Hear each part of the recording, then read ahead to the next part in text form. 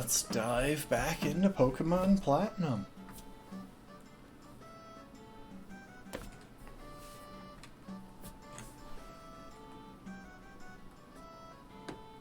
I was fiddling around with my camera earlier, and I think I got it kind of out of position.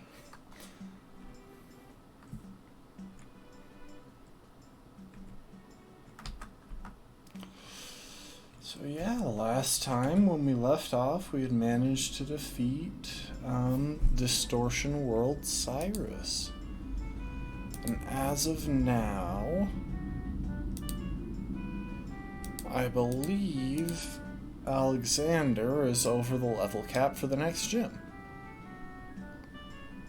I'm going to go ahead and check that just to be safe.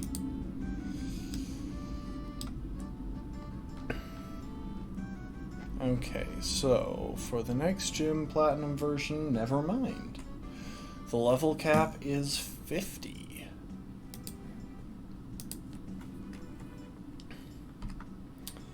Anyway, let's check the map. Because I don't actually know where we're supposed to go right now. I know that we're supposed to find the professor and report to him.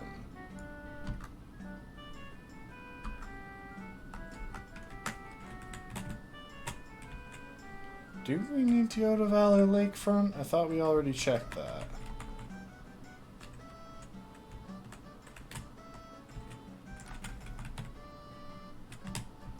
I mean, we could probably come in here and try and catch, what is it, Azelf or something? No?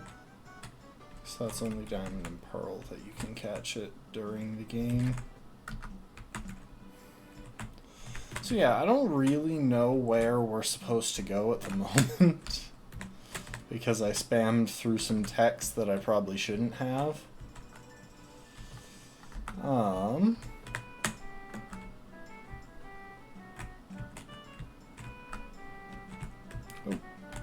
I know that we can go up here and grab, I think that's a TM. The TM for Roar. There's a small chance that we'll actually wind up using that.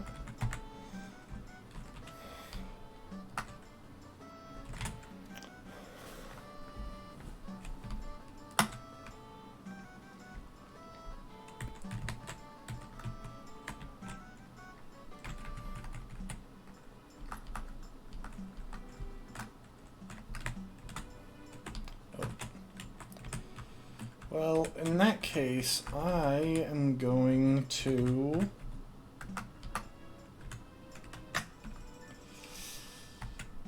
put Togetic back into the party.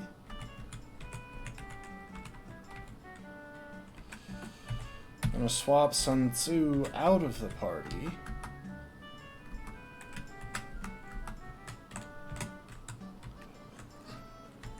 Or swap Sun Tzu into the party in place of Alexander. Let's try flying to Sanjin Town. Maybe that's where we need to go and see the professor. Oh, hey.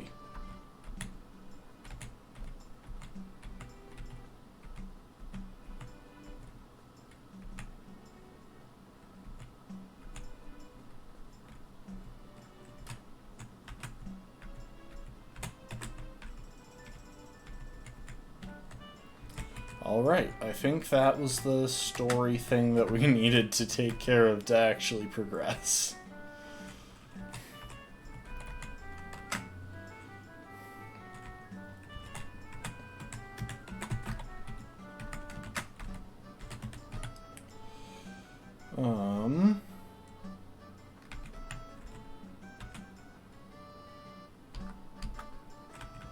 You know what? We're not going to switch out the party. I want to see what's along the route and if we actually need any particular HMs to navigate it.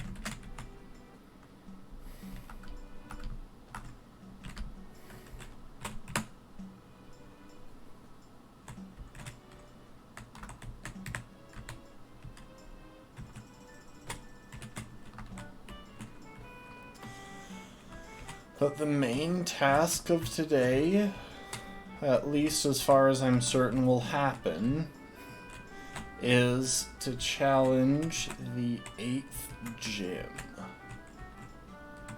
Which is definitely one of the ones that I'm more worried about. Just because while we're not at a disadvantage, we're also not at an advantage, and the 8th gym leader is tricky. He's got a pretty strong team. Electric types tend to be fairly strong damage-wise.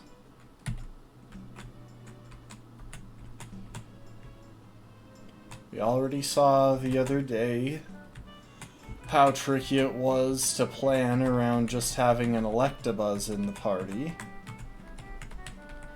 So I expect this will be a pretty tricky one to plan out.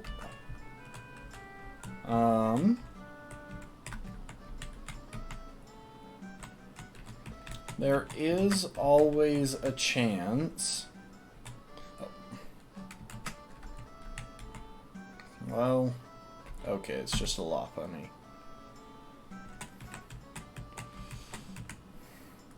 There is always a chance that we... Okay, if we get cut, I think we can make some faster progress through this route. So let's actually fly back.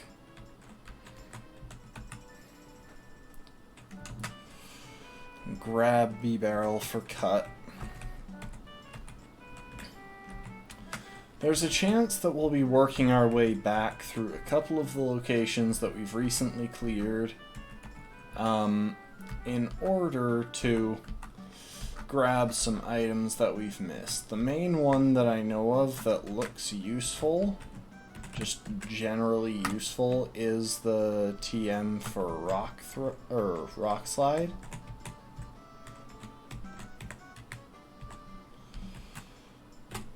But, depending on how tricky the planning for Volcaner turns out to be, we may back up for a couple of other things. I just realized we don't have cut on B-Barrel. We removed that because we were running out of moves.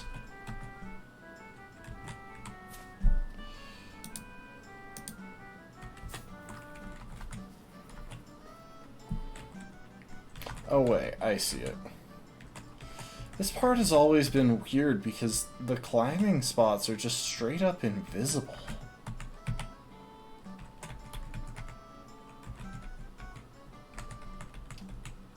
Okay, we got the TM for Dream Eater. Pretty sure we can't use that on any of our Pokemon.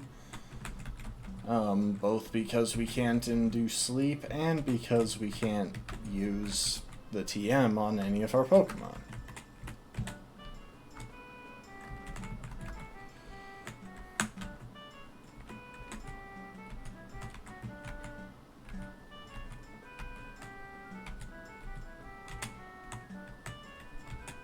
Okay, we got the Coin Toss app for our Poketch.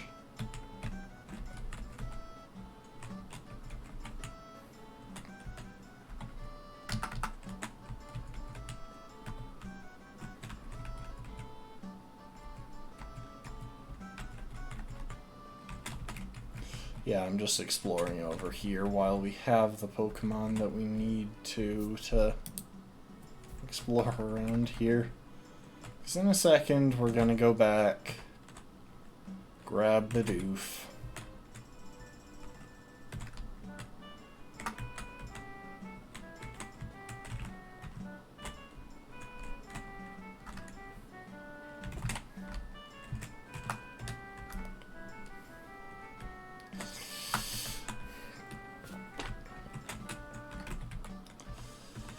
It's always nerve-wracking to be this close to the end of a run. Like, we've got one gym, Victory Road, and the Elite Four. That's it. That is everything we have left in this run.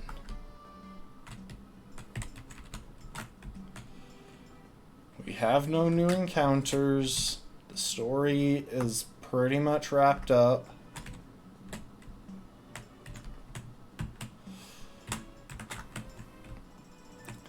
And it's the sort of thing that makes you nervous, because once you're this far into a run, you really don't want to mess it up.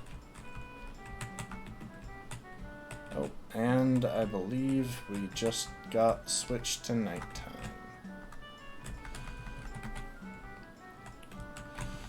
And that was a bit of a waste.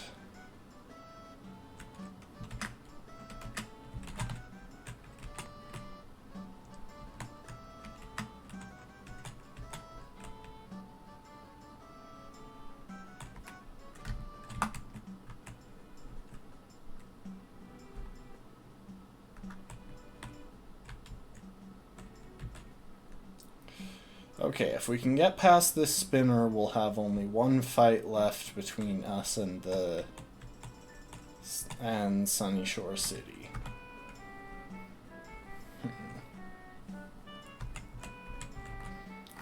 Let's see what this guy is likely to have. So, we're on Route 222. We want the last trainer on Route 222.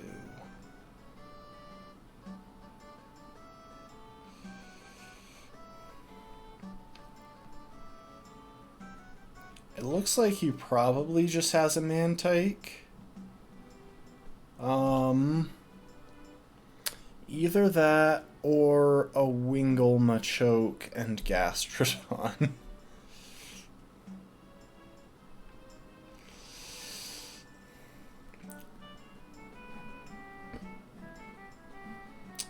Either of those teams, luckily, I think we can take pretty well.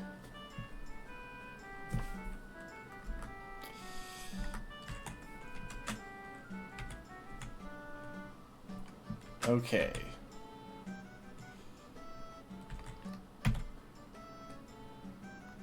We're gonna do a little bit of setup.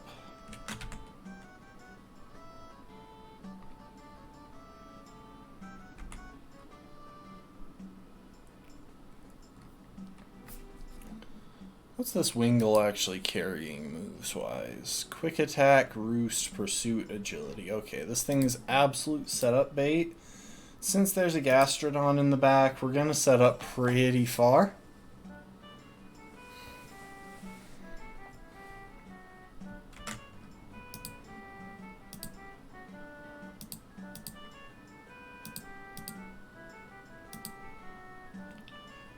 Okay, and now we zap that one out of existence. We Ice Punch the Gastrodon to death. And to keep it all mixed up, we'll throw a Fire Punch.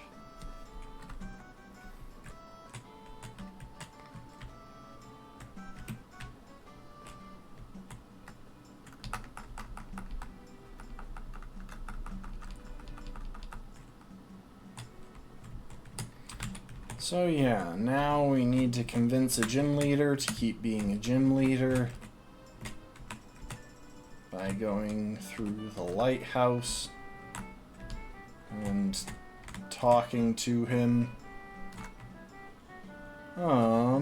Hey, Jasmine?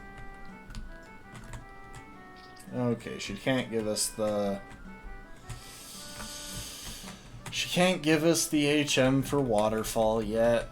I kind of wish that there was a battle against Jasmine. I think that would be a fun thing.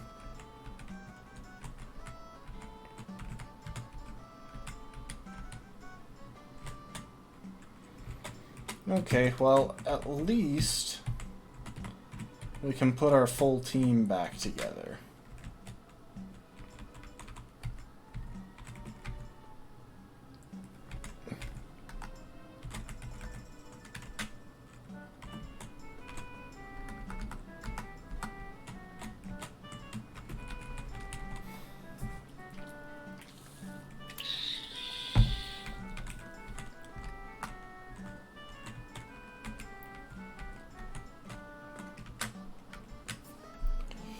Okay, I'm going to take a second, see what useful stuff is actually in this city.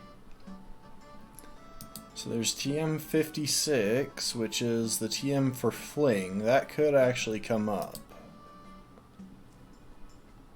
Oh wait, no, TM56 is on the last route.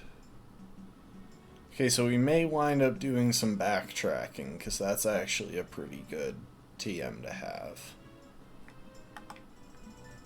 In Sunny Shore...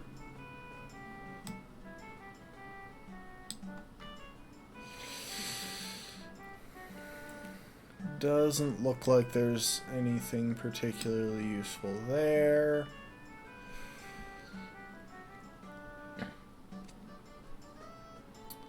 Various Pokeball seals. Yeah, none of those are important.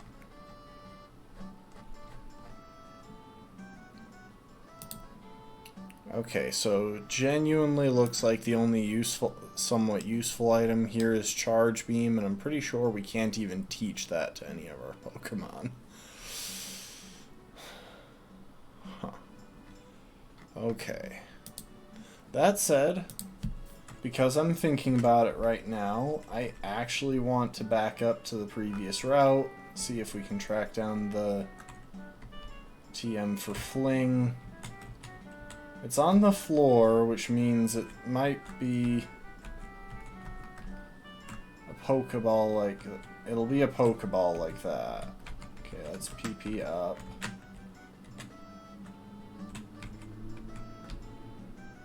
That's the Pikachu fan club. Hang on, what's this actually? Okay, that guy wants to see a really big Remoraid.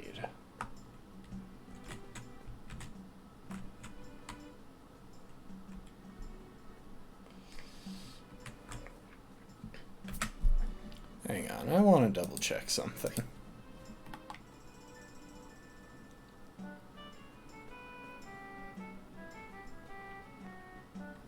Okay. We're gonna back up, grab a... grab our Bidoof or our B-Barrel, one of the two. Actually, I think B-Barrel would probably be easier.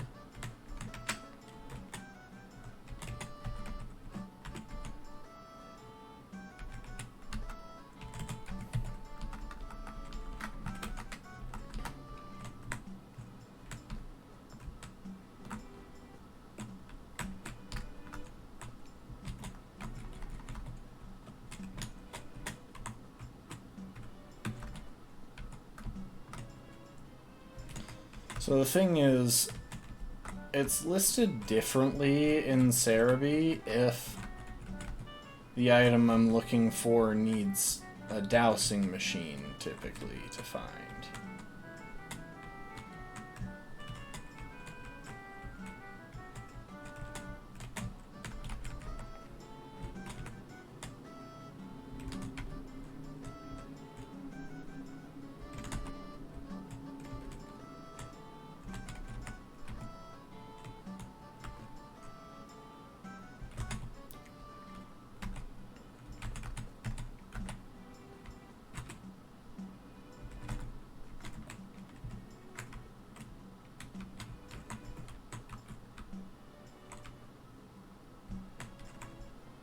Okay, so it doesn't seem to be anywhere along the coastline there.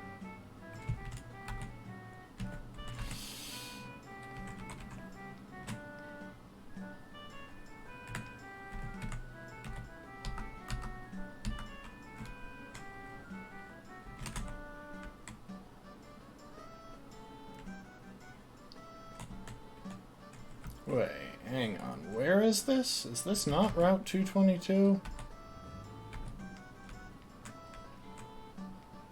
I need to put on some repel. Okay, this is Route 222.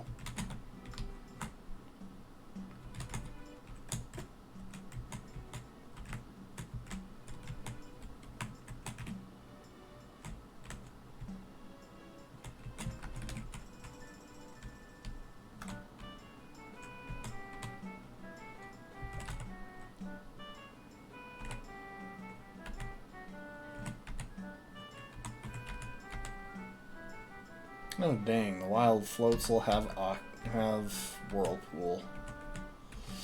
I might want to lead with someone a bit faster so that we can run away more reliably.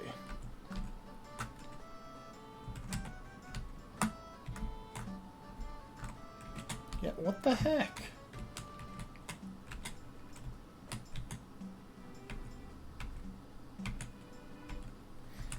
That's not on the floor. In the world. As a complete aside, it definitely would have been easier to safely navigate our way here along the beach. I always make that mistake. I always think, okay, this road looks like it would have fewer trainers, and it has trainers that are a lot harder to skip.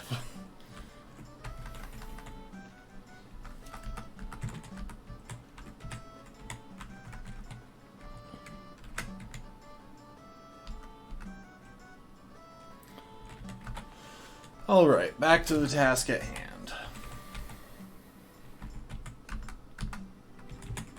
Luckily, that Fling TM could come in handy at some point, though it's less useful in this generation than it would be in a generation where Sturdy was an issue. But I'll gladly take Sturdy not being an issue.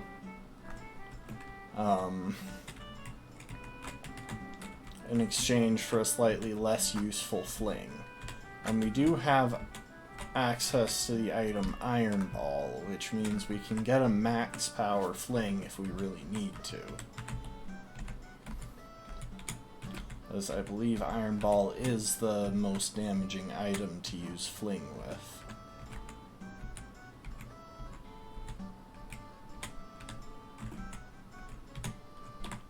I can't remember what that lady gives. I think it's like Watch, or yeah, I think it's like Watch apps or something.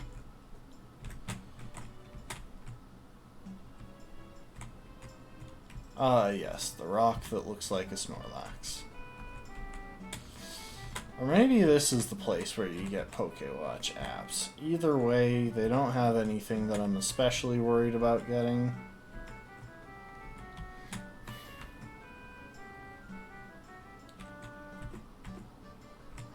Hi, Volkner.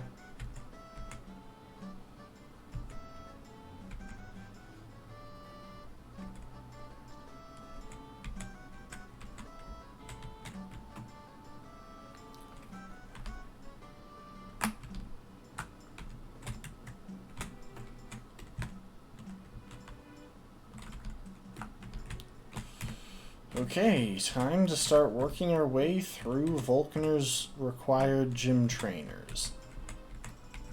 Unfortunately, most of Volkner's gym trainers are either required, like that guy,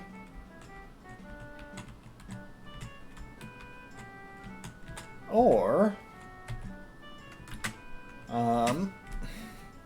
spinners, which means we'll probably want to try and deal with all of them.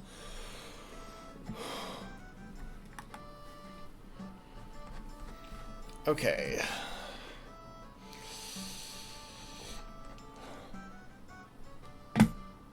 So, the first gym trainer has a Pachirisu, that's it. That shouldn't be too problematic. I think we'll just send in Genghis with a with a Lumberry equipped. Because best odds are it'll go for either Sweet Kiss or Discharge. It could also go for Super Fang, since that would probably do more damage, but if that happens, then it's not an issue.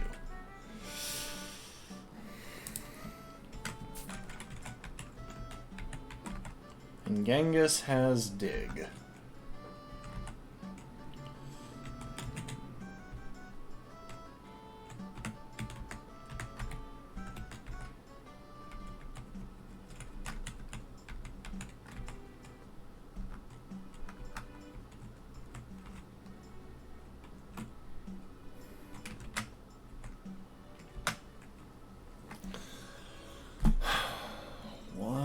thing at a time, because there are actually some pretty dangerous trainers in this gym if we get unlucky.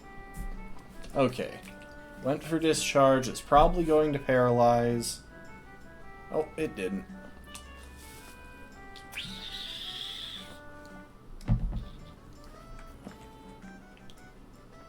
This should be a one-shot.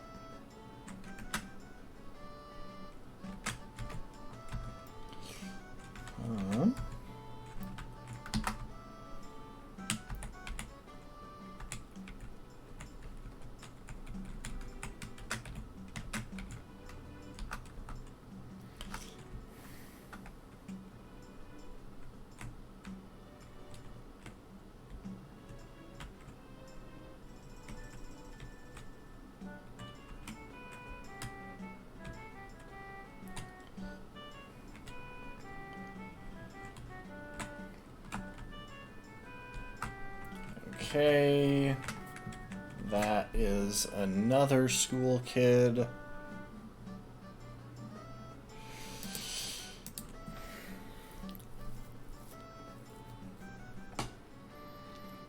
Looks like he has a Mr. Mime. Luckily, it doesn't carry any psychic coverage.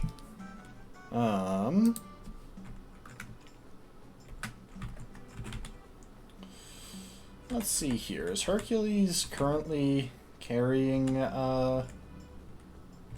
Night Slash? Yes. Okay. Hercules should be fine. We'll go ahead and give him a a cherry berry.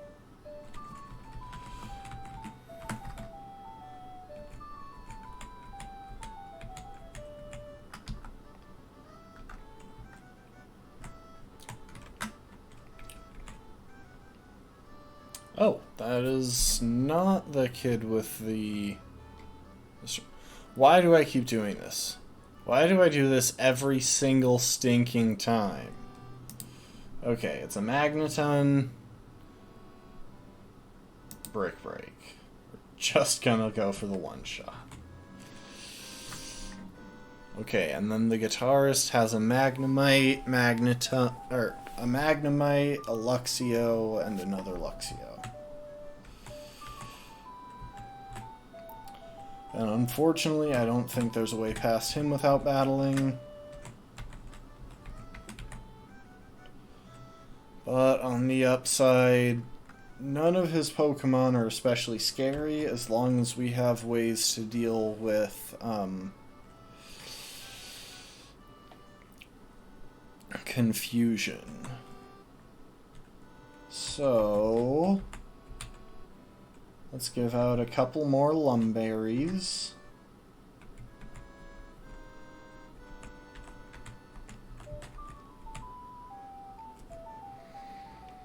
Because Luxios in the back have access to Swagger, which could be problematic.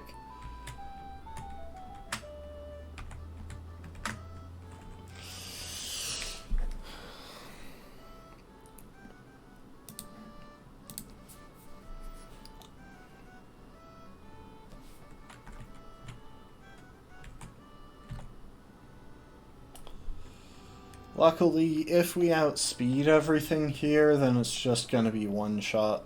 And it's just going to be mainly one shots with Dig. Unless, of course, the Intimidates off the Luxios prevent that. Okay, we get outsped. But Lumberry is going to heal our confusion. Hang on. I keep fast forwarding it, so... Guitarist Jerry.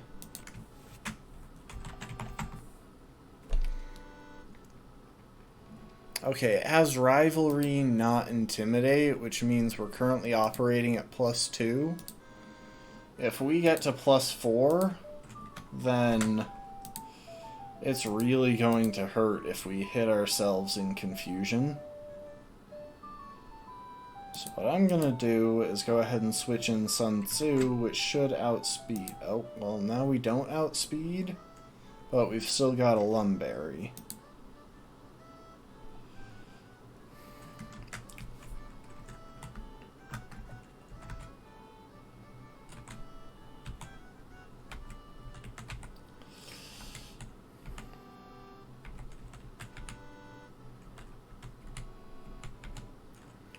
And at this point, there's a really solid argument for just going ahead and teaching Hercules Earthquake, because I think that our plan for Volcaner might actually just be Hercules use Earthquake against, well, everything.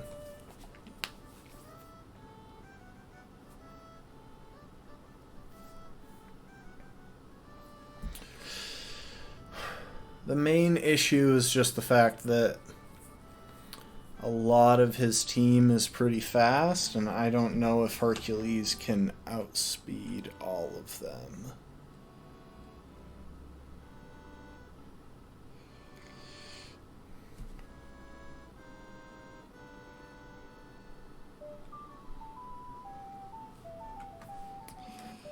With that said, this next person has a team of 4 Pikachus.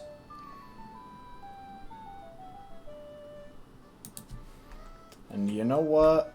I'm not even gonna be that worried about it. Yes, you're very hardcore.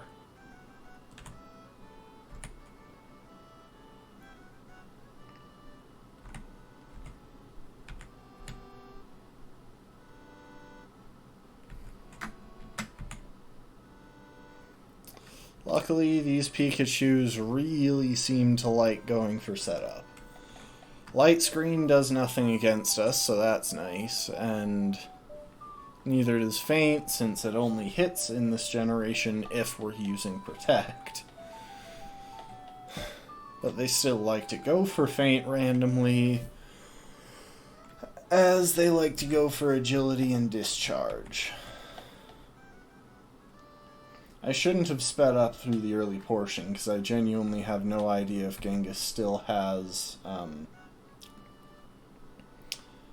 his Lumberry. But now it doesn't matter. Oh, well, now we don't.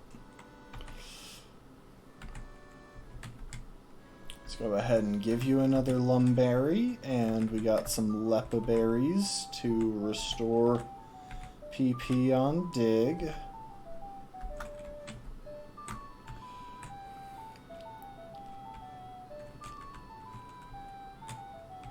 Oh, and this guy is a spinner. I meant to pause it, instead I just started basically spam clicking the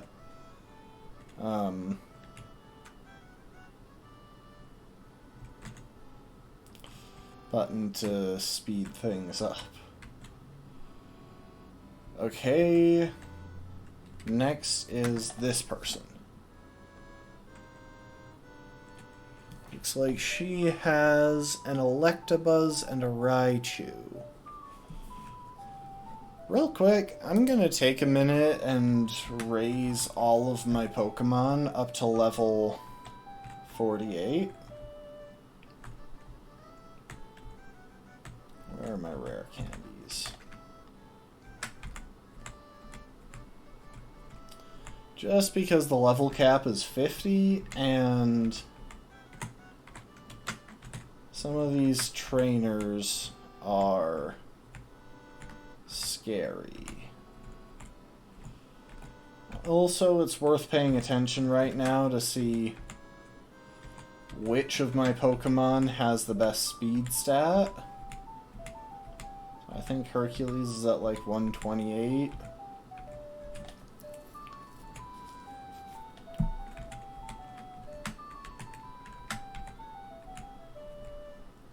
Oh, Arthur is a bit faster at 134. 136.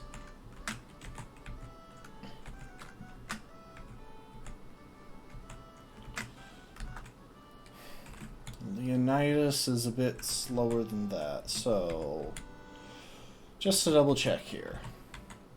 Hercules is at 128. Arthur is at 136. Leonidas is at 125. And Alexander is at 142. So Alexander is well and above the fastest Pokemon on our team.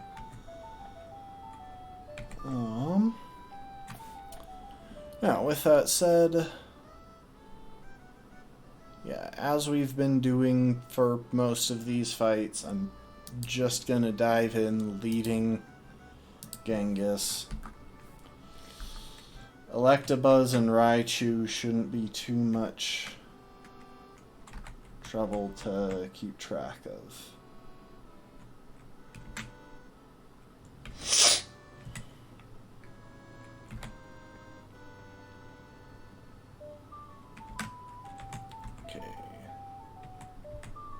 Next, I'm going to switch in Arthur. See how much damage this does.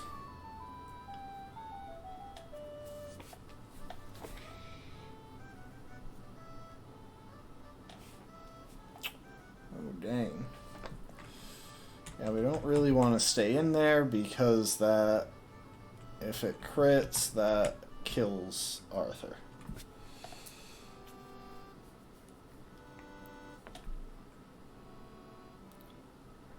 Okay, they went for Thunder Wave. That helps, actually. Because we have a Lumberry. Now, here's a $1 million question. Does Hercules outspeed this Raichu?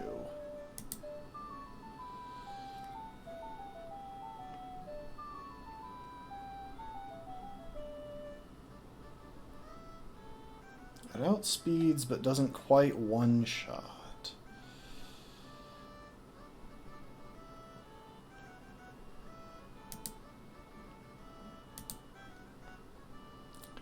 Gonna stay in for one, because I think even a crit wouldn't kill Hercules here.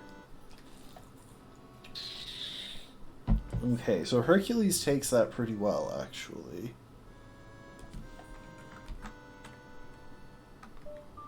And Hercules did outspeed a Raichu while at the same level. Now that's important because Volkner's Raichu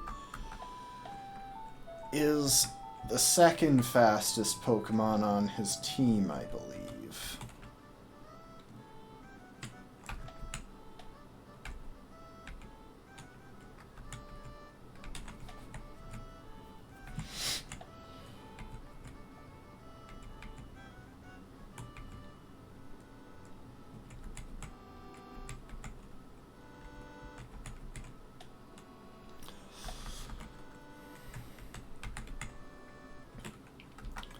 That battle should give us a pretty clear picture of how dangerous Volkner's overall team is.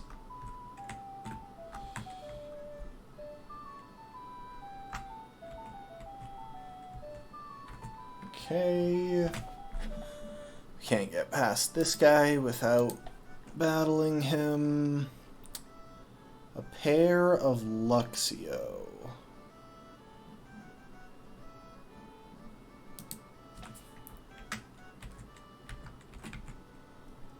So let's go ahead and lead Sun Tzu, because they will probably attempt to swagger.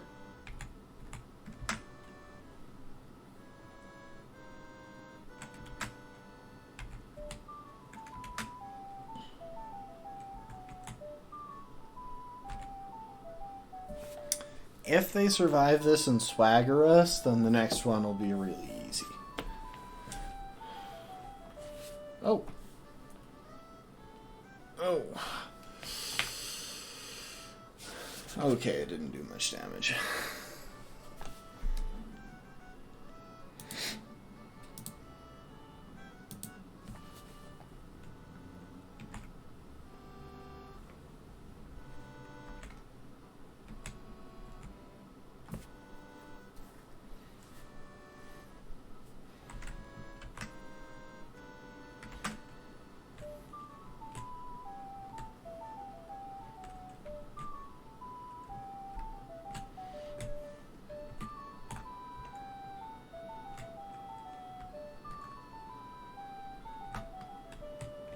Okay, I think this is the last required trainer, and then we might have to battle or dodge that spinner again.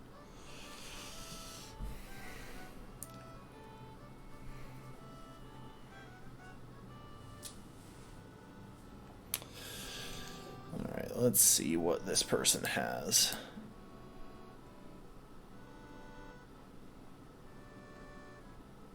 Okay, Ace Trainer Zachary has an Electabuzz and a Magneton.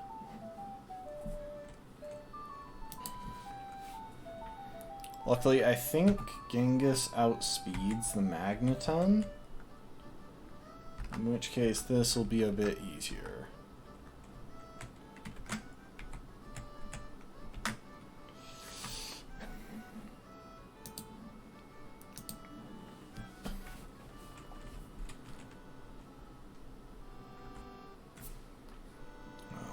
Alright, dig.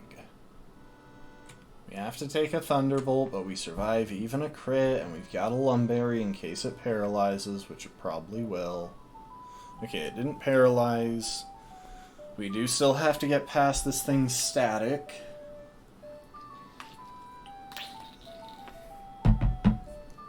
But since it doesn't have... Since we've got a Lumberry, we'll be healed of that. And now we should outspeed and... Oh, that's not ideal. Hang in there, Genghis. Please don't be a crit. Okay. I overestimated Genghis's struggling speed stat.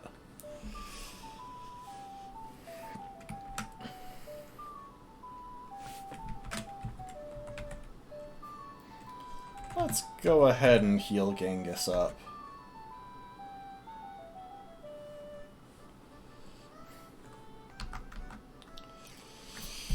Last trainer, who is that spinner, has a level 47 Raichu.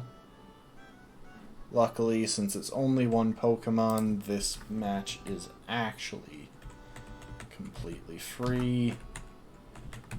Go ahead and give Genghis a fresh Lumberry. Yeah, I think the safe strategy is actually just to fight this guy.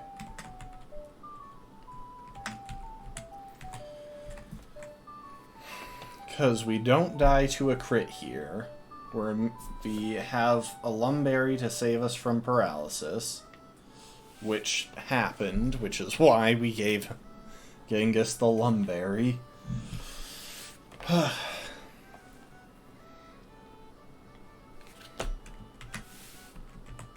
paused it for a second instead of speeding it up like I meant to.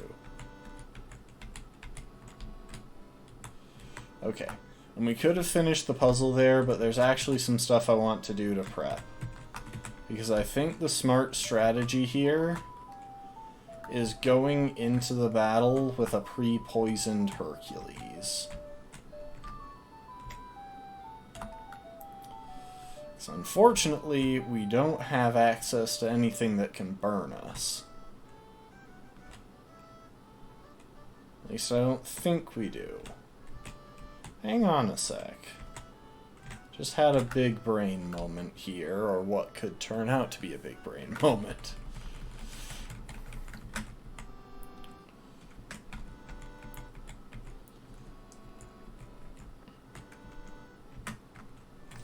Okay, gonna pause it right there, and then I'm going to go and look something up.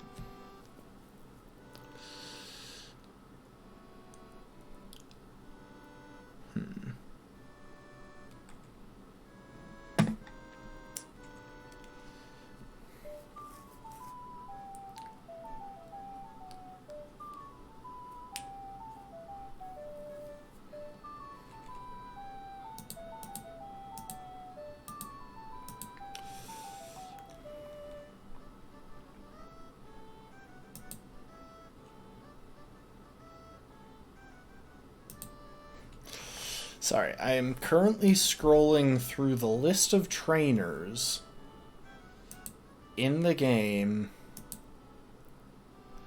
Well, not actually scrolling, but I'm searching the list of trainers in the game to see if there are any ones that we could safely bait into using Will-O-Wisp on Hercules.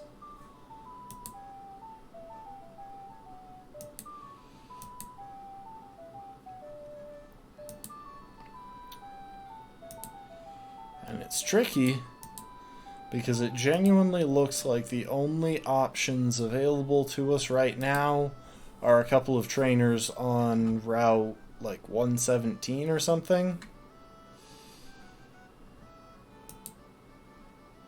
Beyond that, I think it's mostly just a rival who has a Rapidash and then a bunch of random trainers elsewhere. Yeah, I see exactly one trainer who we can safely attempt this with. And I use the word safely only loosely because the guy has a Mr. Mime and a Scyther. And we would have to take out both of those before getting the chance to try pivoting around to catch him out. Which means, effectively, we get one shot at this. And if we do this, we may have to go a significant portion of the remainder of the game without having Hercules heal. Or without healing at a Pokemon Center, I should say. Because, okay, real quick. Let me show y'all something. And let me test it as well to make sure that my understanding is up to date.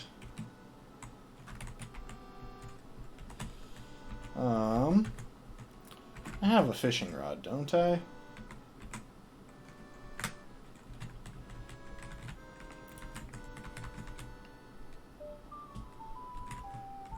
Old rod somewhere in here? No? Okay.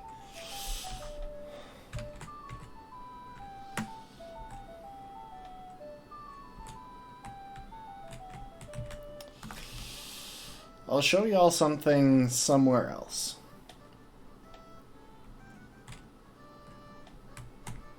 Once I go back to the Pokemon Center and we fly somewhere else. But basically, if you drop a Pokemon in the PC, it's automatically fully healed.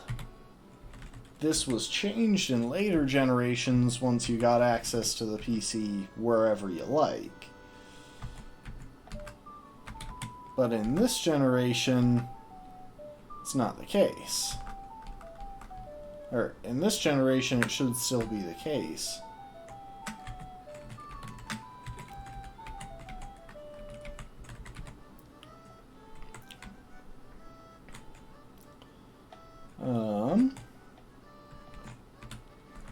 So yeah, we'll do a quick flight to Celestic Town.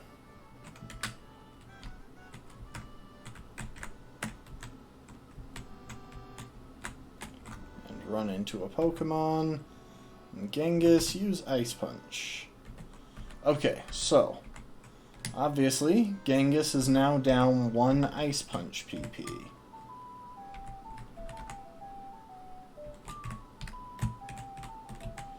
If we make our way back to the Pokemon Center, and let's say that Genghis was hypothetically burned and we wanted to not heal that burn,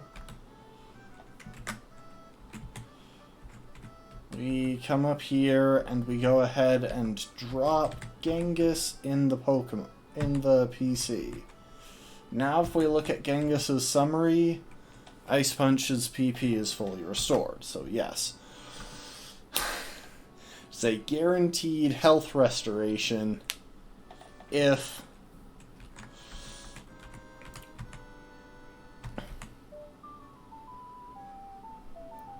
we have...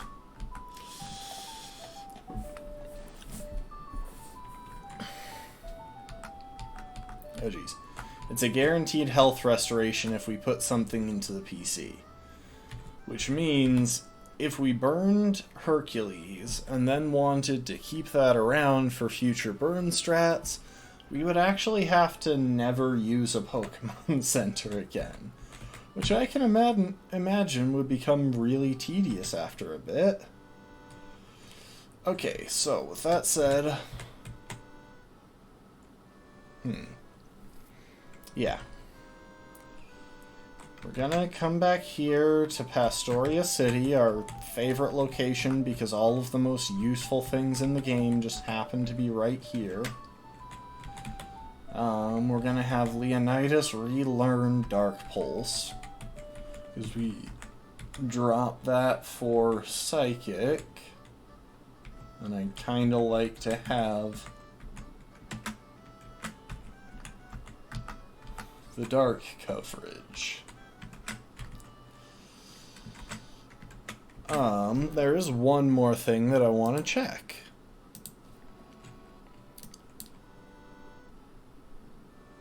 Actually, a couple more things that I want to check.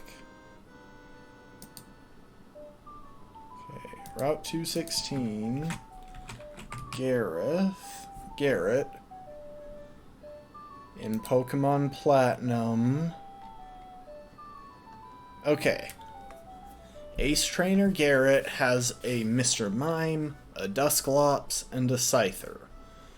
All in the high level 30s, which means the team shouldn't actually be that difficult to deal with. We just want to be smart about it so that nothing problematic happens, especially since we will probably need to do a good bit of pivoting around to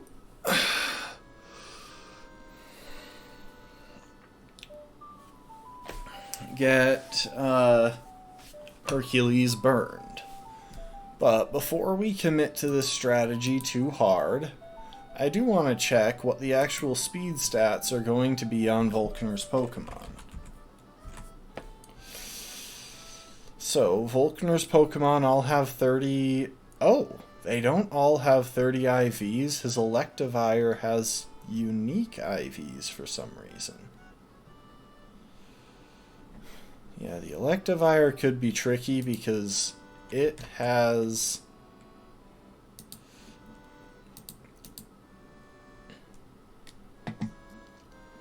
It has an impish nature, which I believe boosts speed.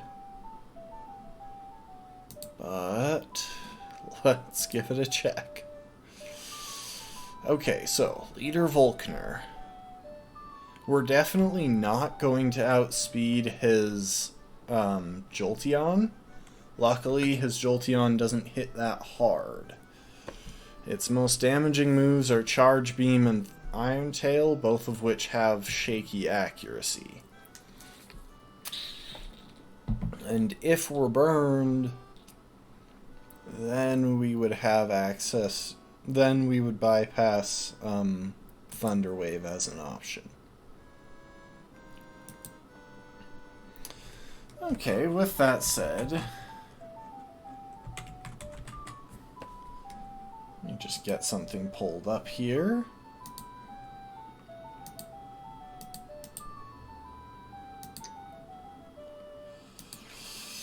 Okay, so Hercules would be level 50. Actually, we can edge him close to the level cap so that after Jolteon he evolves. So, level 51. Gotta put in his IVs.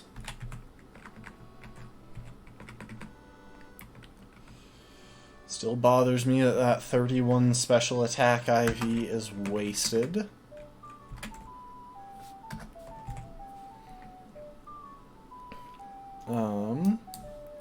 Max speed.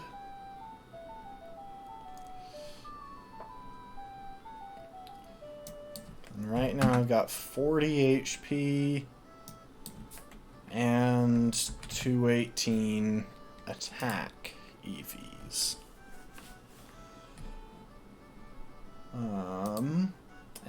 impish nature. Okay, plus defense minus special attack. Now... Okay, real quick. Raichu Smogon.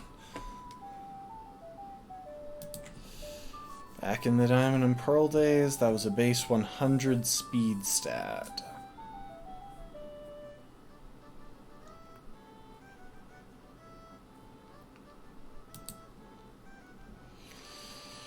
So yeah, that's got a decent chance to outspeed, Electivire. It's a base 95 speed stat, so both with its, IVs and...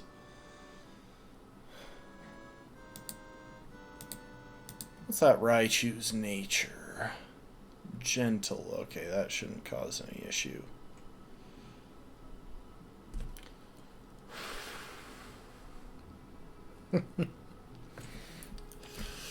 I rarely do this many calcs, but I'd really like to not throw the run at this stage, and we've got pretty little wiggle room. The fact that I'm only checking speed is just because,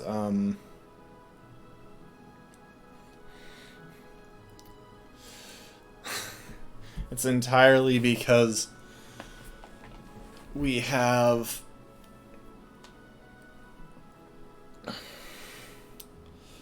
It's entirely because I'm worried about speed, but not about being able to one-shot them with a Guts-boosted Earthquake. Now, admittedly, the... Oh, his luck... I was going to say Intimidate on the Luxray would cause an issue, but no. The Luxray's ability is Rivalry, so that actually simplifies things a lot. Okay, so that's Electivire. Luxray has base 70 speed, so that shouldn't be an issue.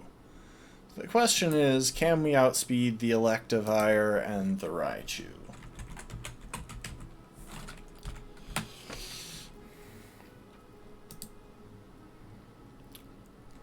For 329.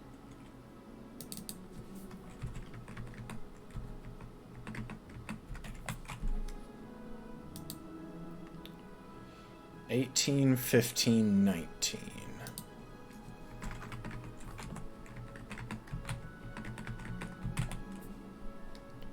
And an impish nature, just like Hercules, funnily enough.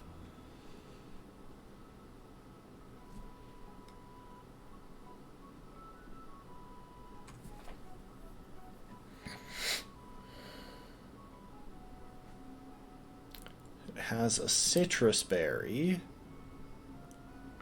Anyway, hold up. So it doesn't have any IVs, and it's going to be level 50. Okay, so we should outspeed the Electivire. It should only be at 109 speed stat.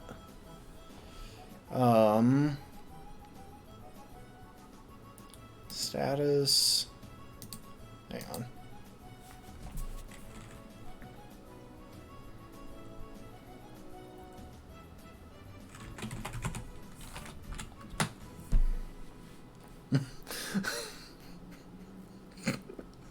Okay, that's pretty hilarious, actually.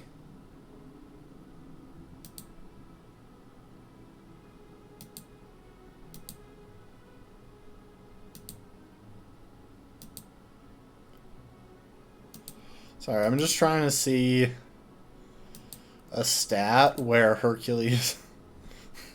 We would actually have to adjust,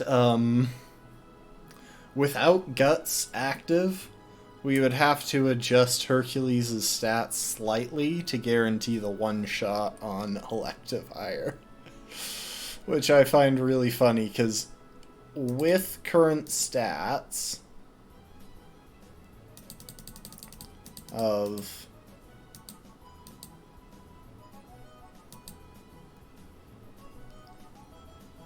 218 and 40.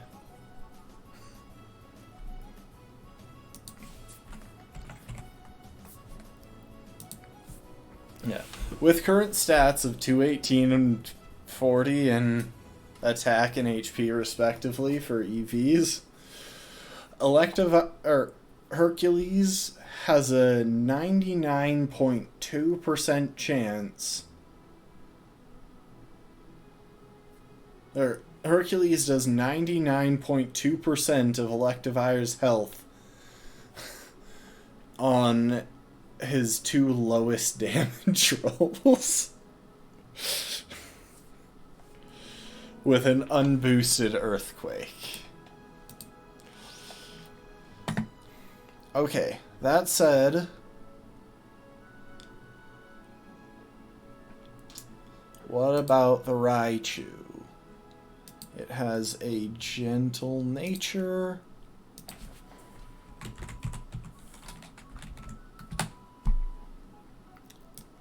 Level 48. 30, 30, all the way down.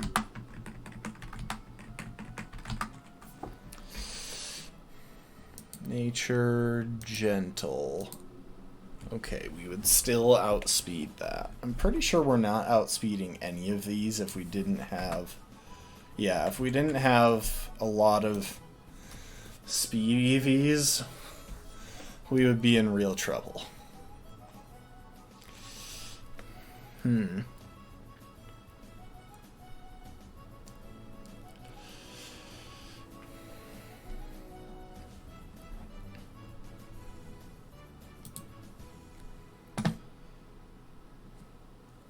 So, if we do this... Okay. If we do this... Try and speak at you instead of at the screen where chat is. If we do this, Hercules will have a pretty easy job one-shotting everything. Our main questions are, do we want to redo Hercules EVs to guarantee the one-shots without the Guts boost? Meaning the only thing we would... Hang on, I actually want to double check one thing. Because we definitely one-shot a... We definitely one-shot the Jolteon if we hit it.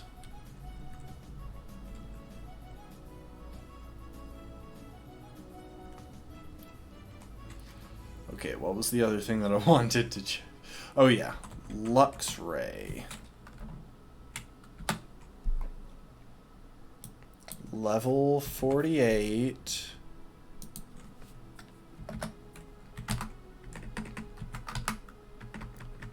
Get its EVs all sorted. It has the ability Rivalry.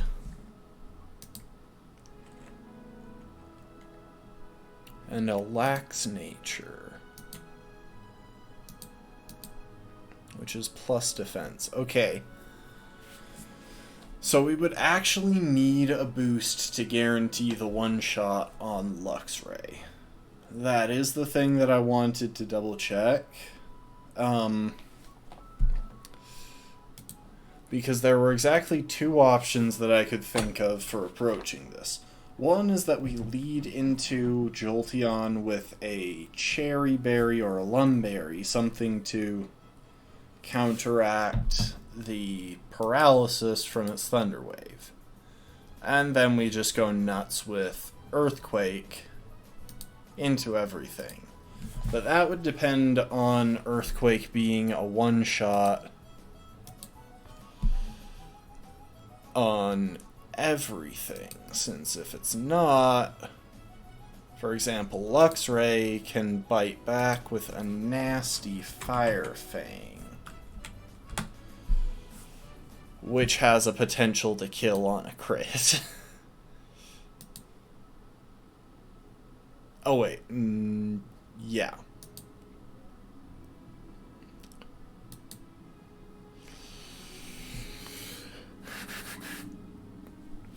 And would definitely kill on a crit after we took a little bit... Oh, wait. If Jolteon decided to go for an attack instead of Thunder Wave first turn, it would definitely kill on a crit. So I think the smart answer here... Ability, Guts, status, burned. That pushes it to a guaranteed one-shot.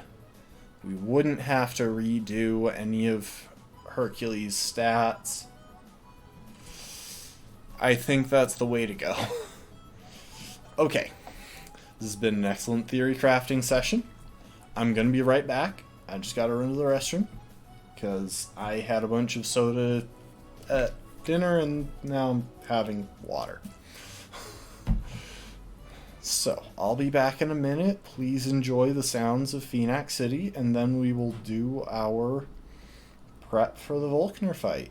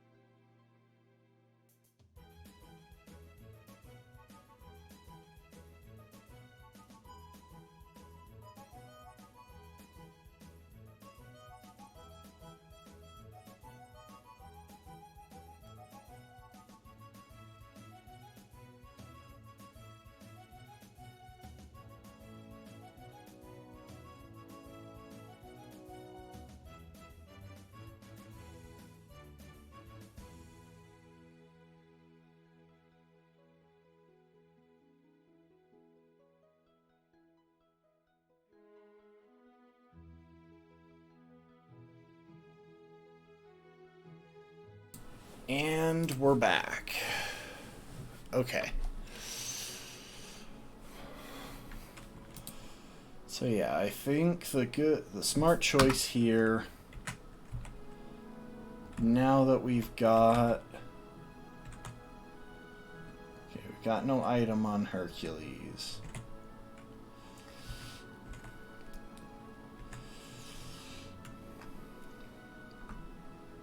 Well, we got the right item on Leonidas.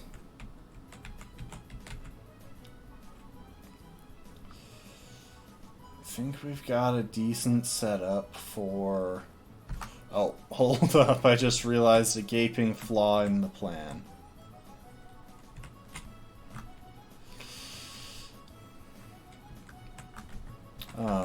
Do we have the TM for Torment? I think we do. Whether any of our team members can learn it or not is another question.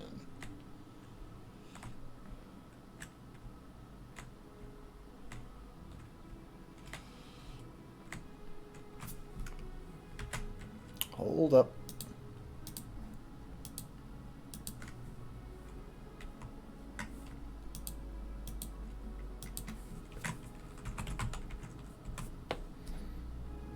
Ah, the TM for Torment is in Victory Road. Well, that throws that plan.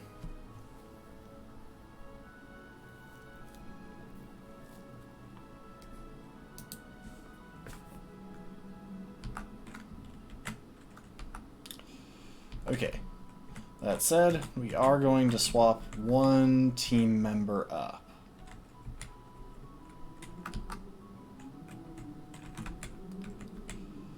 The reason for that is we want as much pivoting potential as we can get, and pivoting through either Sun Tzu or Arthur would literally just cause the Duskull to use Shadow Punch, which doesn't help our process.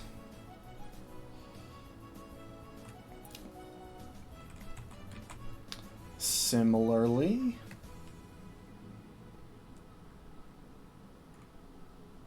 pivoting through Alexander wouldn't give us any, you know what, we will add Alexander to the party,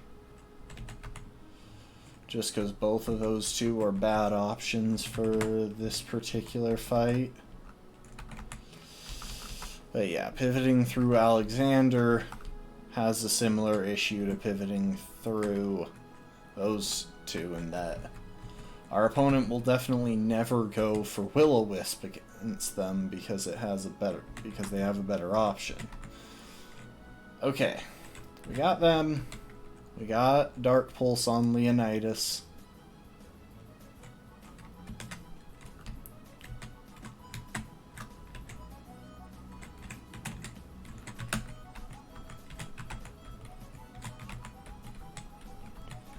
We got these berries that are just sitting here.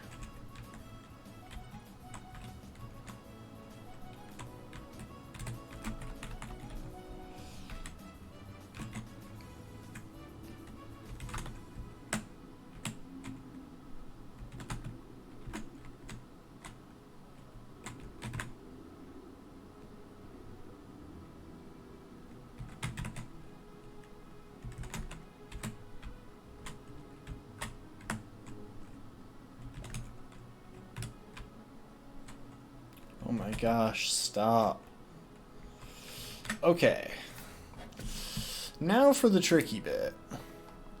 See, I don't actually know which Ace Trainer is Garrett. The first Ace Trainer on this route looks like it's going to be Ace Trainer Blake, who has an Ambipom and a Porygon too. And I think this lady has a Tropius, which we already killed.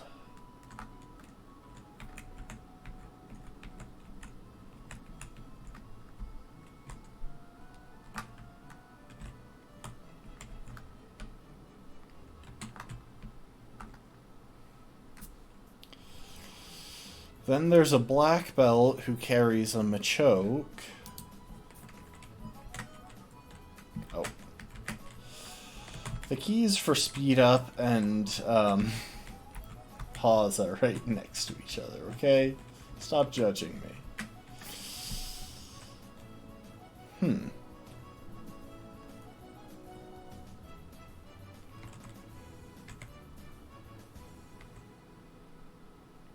See, I think this is Maria, who has a Rapidash that can also throw around burns.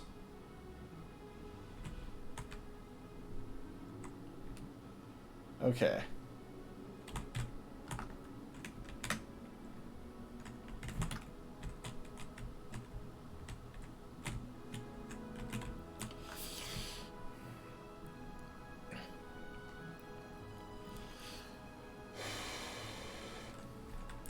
You know what? I'm gonna talk to this person. Okay, this is who I thought it was.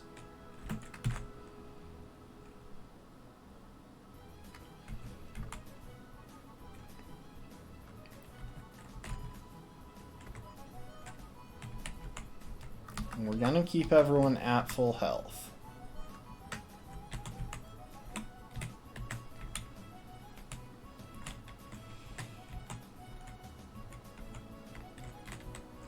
I just wanted a good idea of what an Ace Trainer looked like from all directions.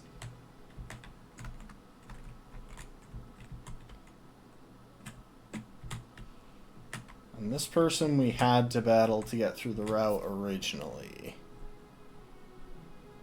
And there's a skier and then this guy. So There are two possibilities. Either the guy we're trying to battle is past this skier, in which case it would be that guy.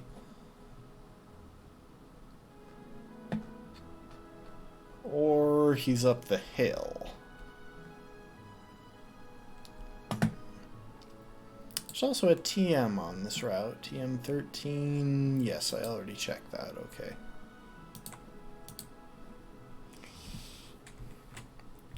So I think it's that guy.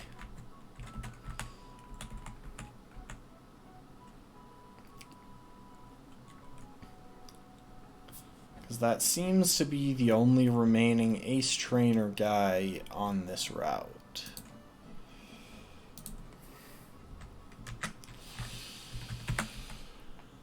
Alright, Hercules. We're gonna go ahead and give you leftovers, actually, while I'm thinking about this.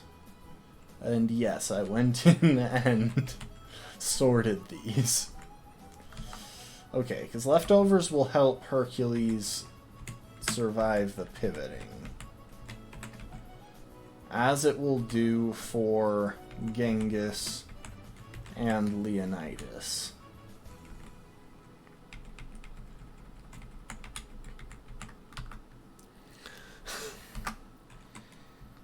But yeah, this should be the correct battle.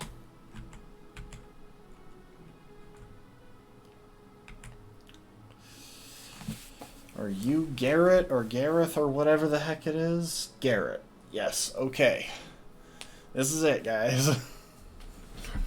This is the one safe option for trying to get Hercules burned.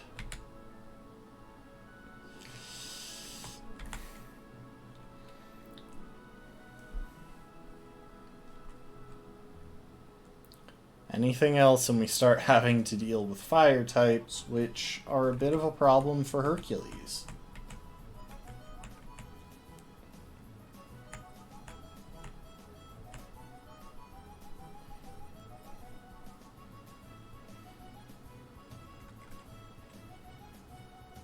Okay, and Dusclops came out next. We're hoping for a burn right away.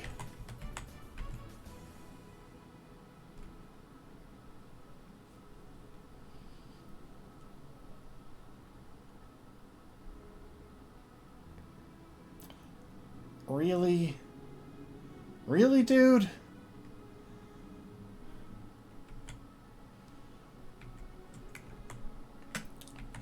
Okay.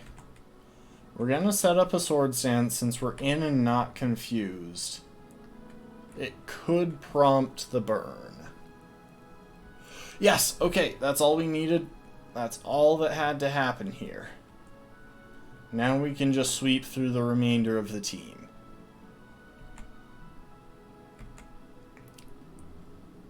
Luckily, Hercules is well equipped for dealing with the remainder of this team.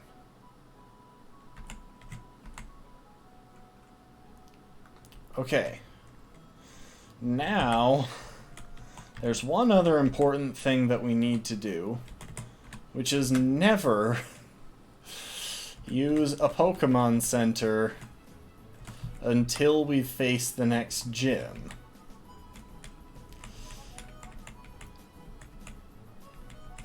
Or any other automatic healing option.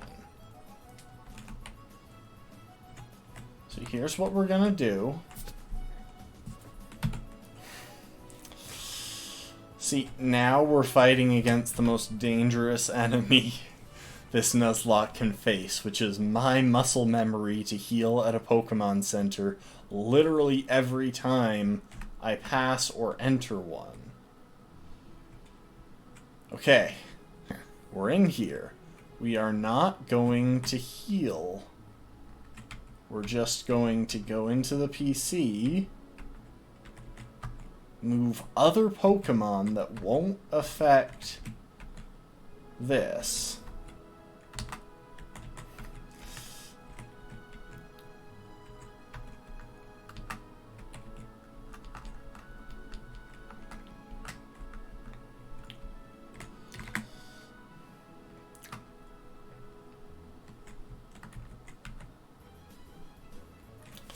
Hercules still has his burn.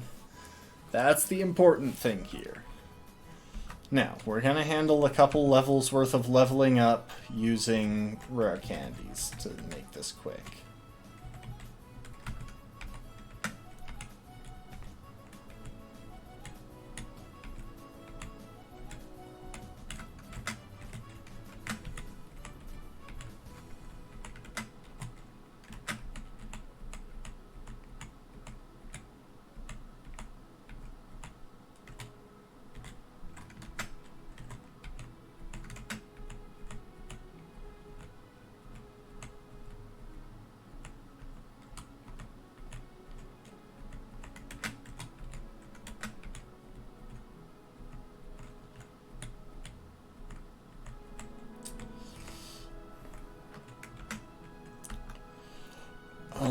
And we're going to go ahead and double check what level Hercules is because the burn covers that up. Okay, Hercules is level 48.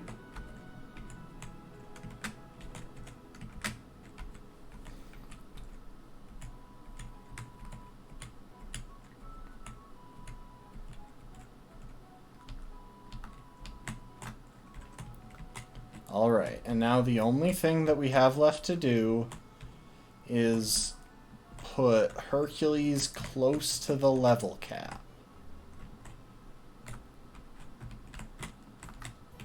And we're going to do that. We're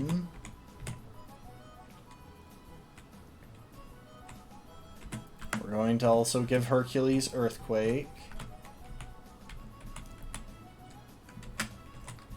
The nice thing about teaching Hercules Earthquake is not only is he one of our best physical attackers, since he's fast, bulky, and hits hard, but Hercules should absolutely never be in against a flying type. So it's unlikely that, it's much more unlikely that that will turn out to be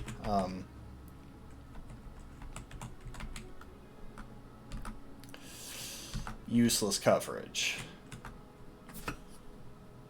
And I'll drop a save state as well, though if I over-level due to my own foolishness and incompetence, that's kind of on me, and we may just have to try and come up with another strategy.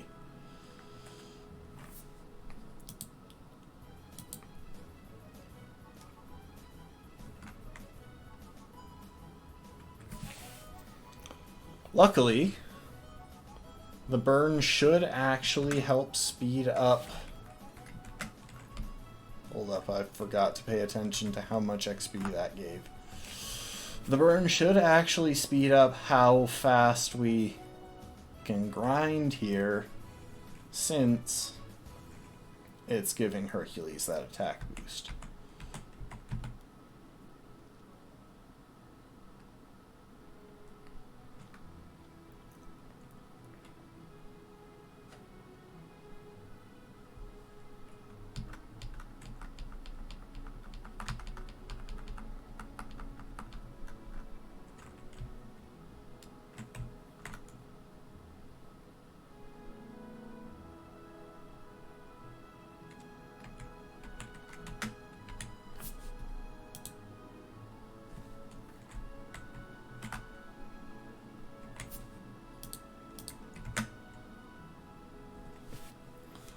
I need to pay attention one of these times to how much XP this gives to the actual number, because I need to know when we're getting close how much wiggle room I've got.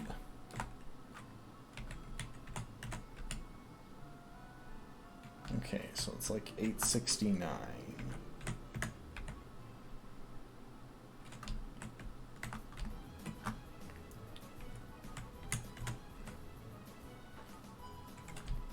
And the Luxio is 635. Yeah, 869.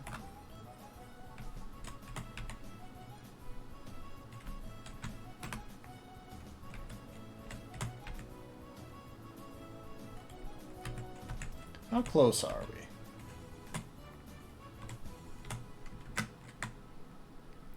1585, so that is less than 2. That is less than 2 Electabuzz.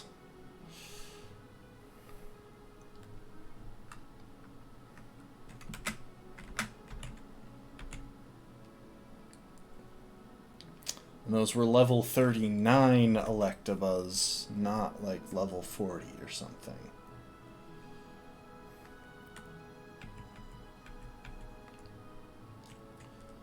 Okay, do we still have room for another 869? Yes, we do. Okay. We will find and fight one more Electabuzz at level 49, or we don't fight it.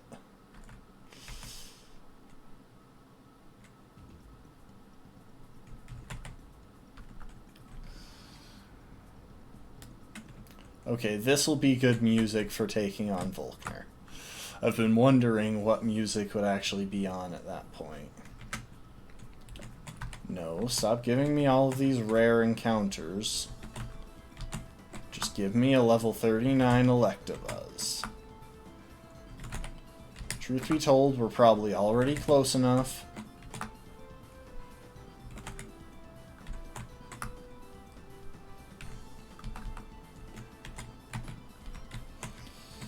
But I don't want to take chances.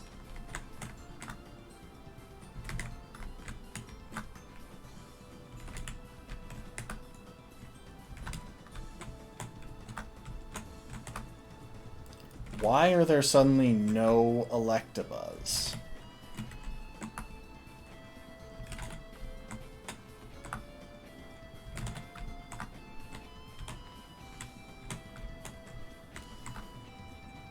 Okay, level 39 Electabuzz. So that gave us 839. Now, one important thing, well, 2 actually. We're gonna use a Lepaberry to restore Hercules' Earthquake PP.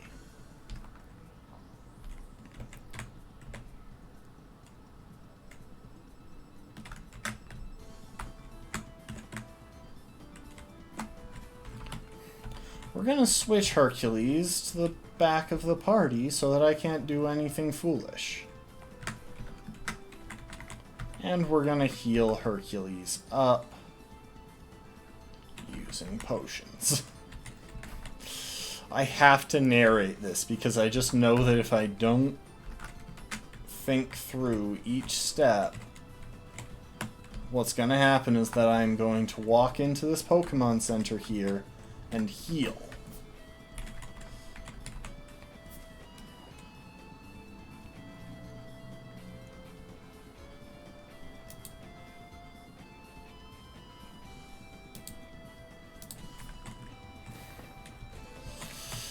And even there, I almost tried to do it. I literally went to go and heal my Pokemon. Okay.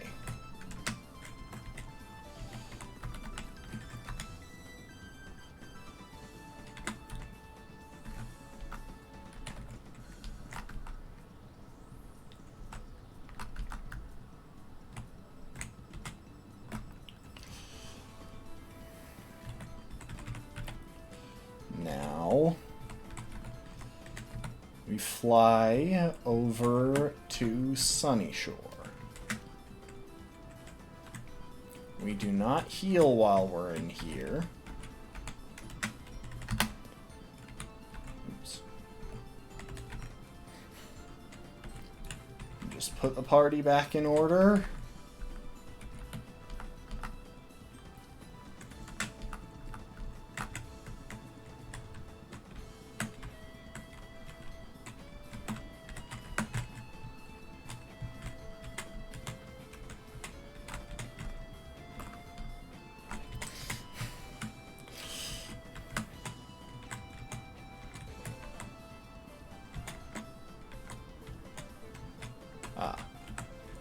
I forgot the solution to the puzzle, despite the fact that I've done this puzzle many times.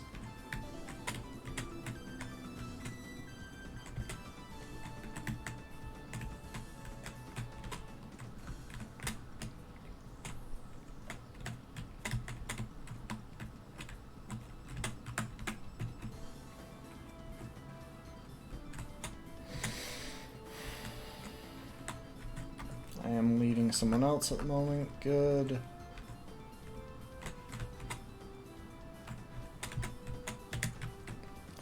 Leading someone else is important in case I somehow manage to forget to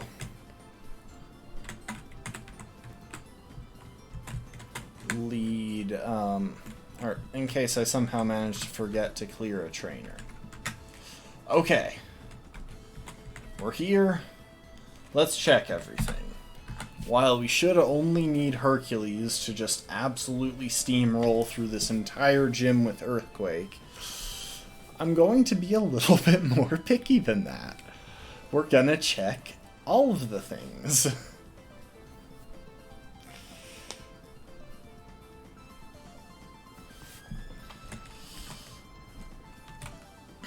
Okay. So we have all 10 Earthquake PP. Hercules is burned with leftovers and is currently at full health. That's the most important thing to check. Now, as far as the rest of them, we do need backup plans, and I think we'll keep those fairly simple. We'll put focus sashes on team members such as Alexander, who don't have much bulk.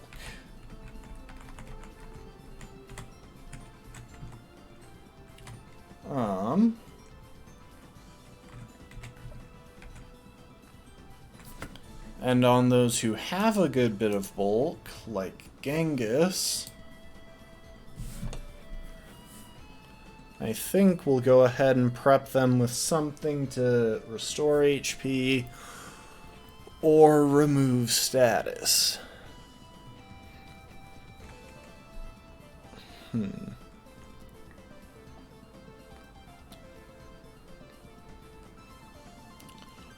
We'll give Genghis some leftovers.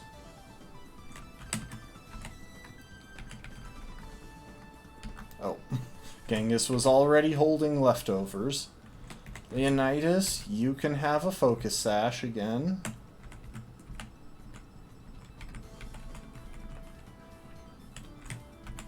And Arthur. Hang on. So let's double check. So Leonidas is also pretty decent if we absolutely have to switch him in.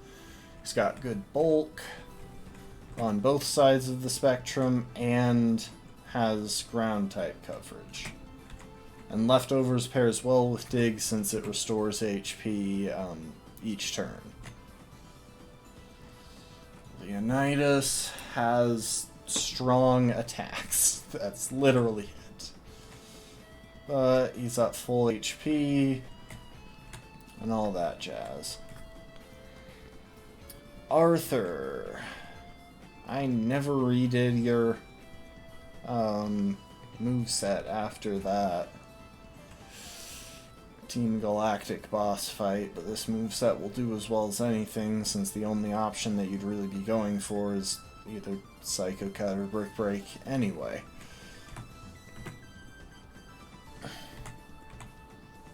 You have full health. We're gonna go ahead and give you a Lumberry.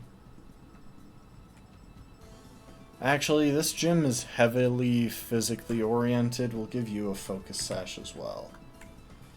And Sun Tzu, I'll be honest, if you come out in this fight, it's going to be to get sacrificed.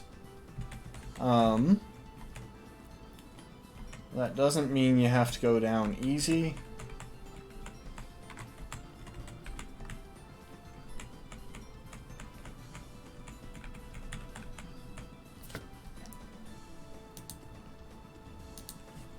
Alright, I think we're in position. So Hercules won't even bother setting up with Swords Dance because an unboosted Earthquake should be enough to clear through everything. Literally all we should have to do here is survive a hit from Jolteon.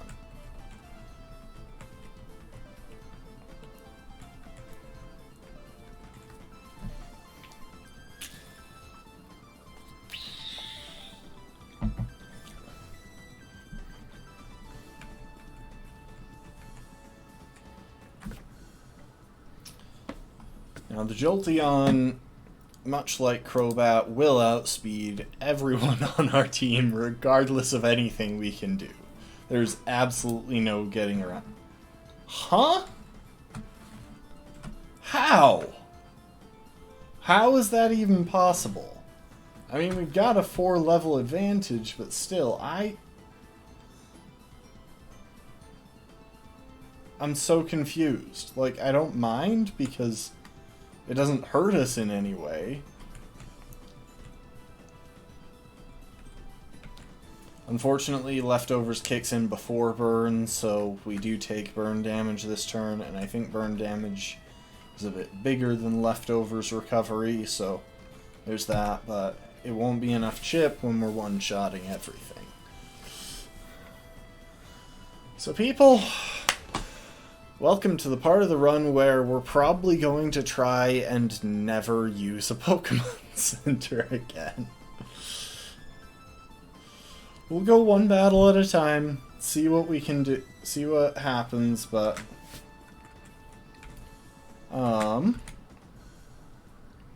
okay, what am I saying? We outspeed. We outsped the Jolteon somehow.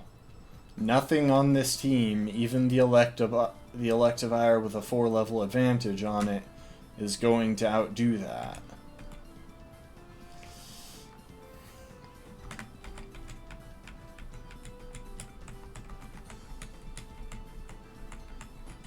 Okay, we got the beacon badge. I'm sorry I sped it up there, but it was just... it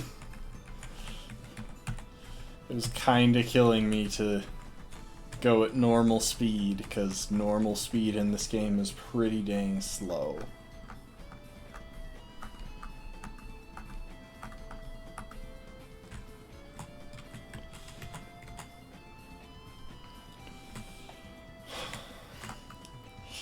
So much prep for such a small period of time. But if we hadn't gone through all of that prep, we literally could have gotten our entire team killed.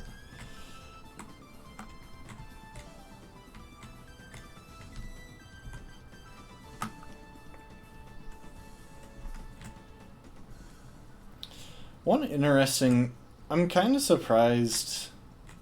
So there's an interesting quirk about Volkner's Gym from a gameplay perspective, which is that they designed it to be solvable both front to back and back to front. And I guess that makes sense now that I think about it when you have the chance of turning around early, but I'm kind of surprised they didn't just include a warp panel in there to get back to the front. Okay.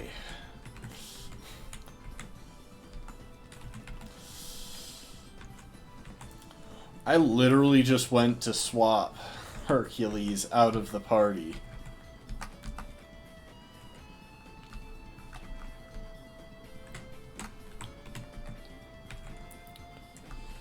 Because Hercules has taken damage and used some PP. Oh my gosh. My brain hates me.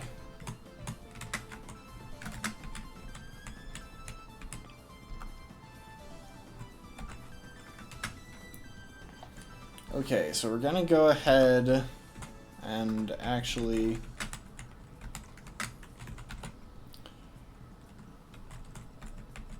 We're also gonna put B-Barrel in the party.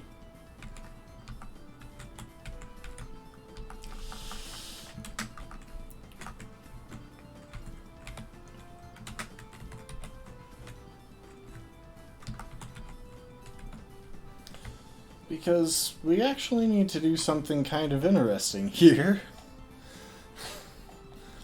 We need to delete one of B-Barrel's moves. Because we want B-Barrel to be able to use Waterfall. While we're in Victory Road, I'm in the wrong place. While we're in Victory Road, we'll probably carry 4 Pokemon, which will include both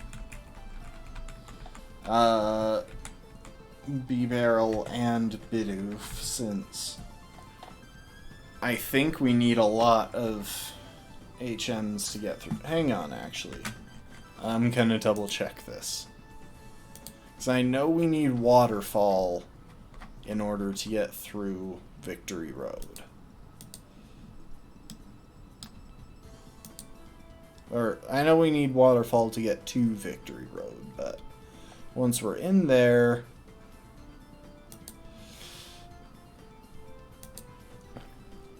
then it's different.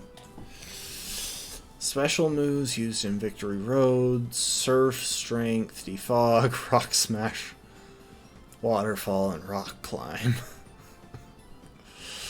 Why do they require all of them? I think Defog is actually only for a side room that we don't currently have access to.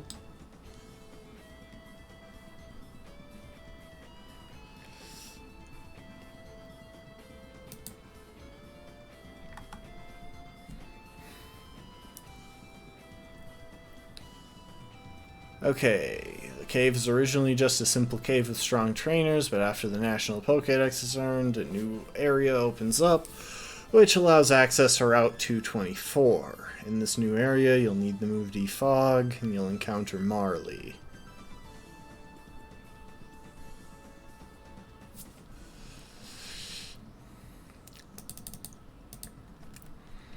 Okay, so I think we can get by without, yeah, we can get by without Defog.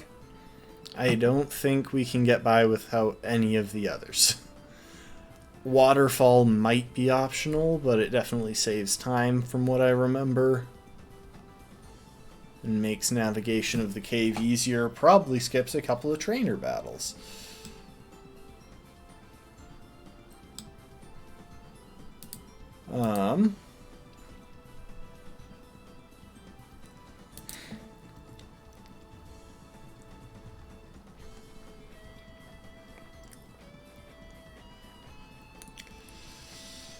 Okay, I'm keeping an eye on time to make sure that we take care of this. To make sure I don't get into a section that we won't have time to finish today. So there's a chance that we finish the entire game today. There's also a chance that we have to save the Elite Four and the Champion for tomorrow. Because while I'd be more than happy to finish it today, I'm not going to rush this. At present, I'm my own worst enemy here. Because I am the most likely person... if anything screws this up, it's going to be me. That's basically it. Is there anything important in Route 223? Because most of that I think we can probably get through just by spamming Thunder Punch and maybe Leaf Blade occasionally.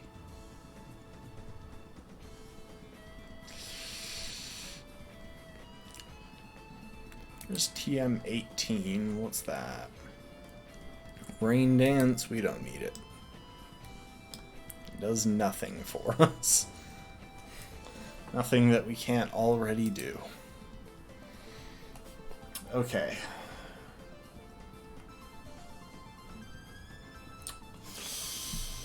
With that said, we will go ahead and delete Rock Smash.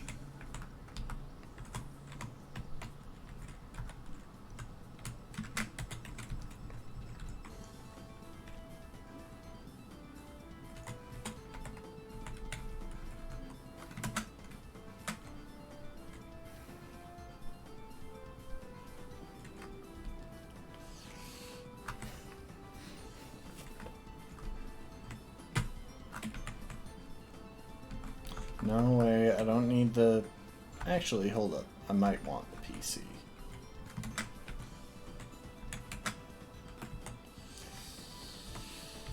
You know what? We're going...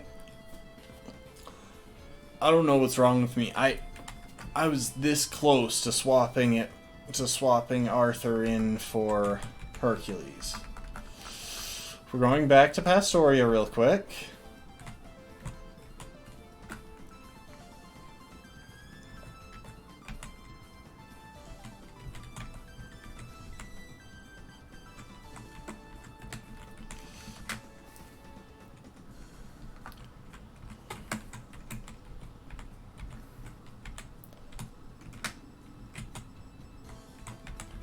We're going to put Arthur in place of Genghis for a moment.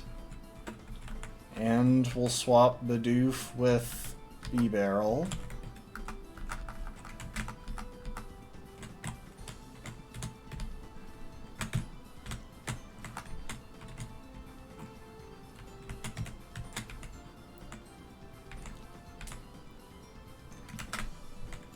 Arthur is going to relearn Leaf Blade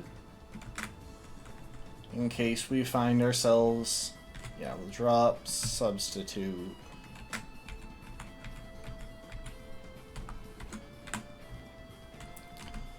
And we're going to have Arthur go ahead and learn Thunder Punch again.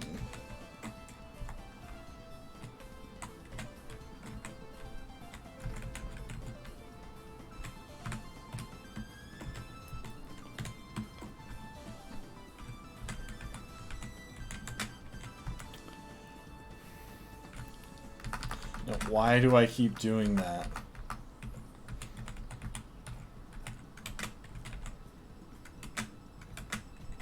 There we go. So yeah, Arthur is going to go ahead and learn Thunder Punch. And we'll go ahead and drop Sword Stance for that. It doesn't actually make a difference.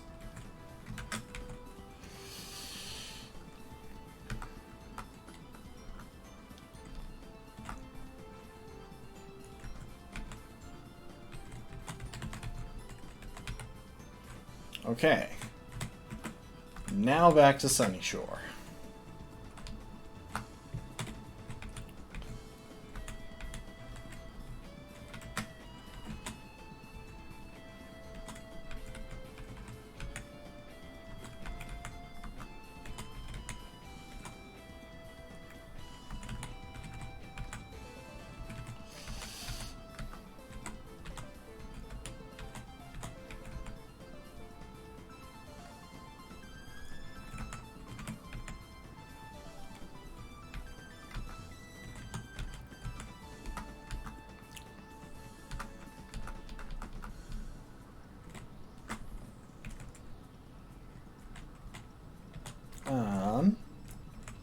And for this upcoming route, we're gonna wind up switching Arthur up front.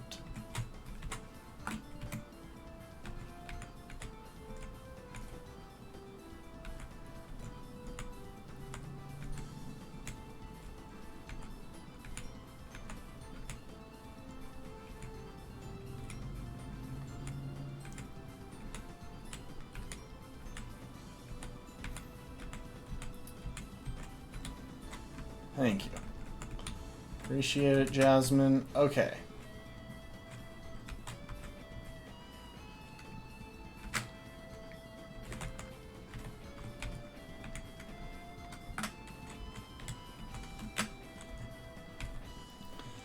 For the rest of this route, we're going to be leading Arthur.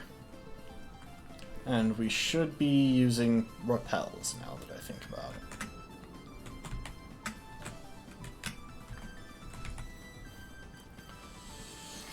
Alright, where are my repels? Super repel.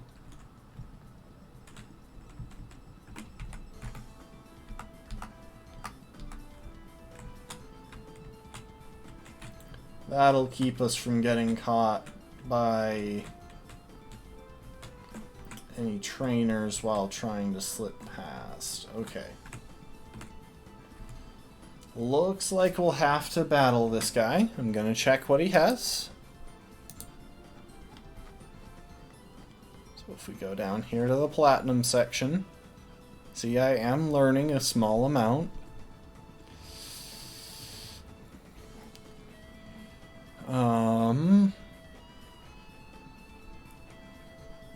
It's a little bit tricky to tell. He might have a Floatzel and a Tentacruel. He might just have a Tentacruel. He might have a Tentacool and a Golduck. There are several possibilities here. To play things safe, since I'm confident that Arthur can one-shot whatever we need him to, we're going to go ahead and give Arthur a Lumberry in case he gets poisoned or something.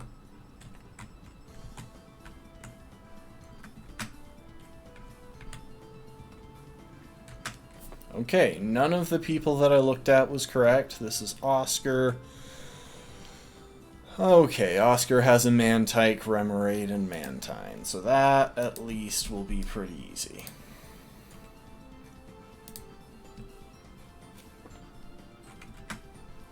So we can definitely one-shot all of those with Thunder Punch or Leaf Blade in Remoraid's case.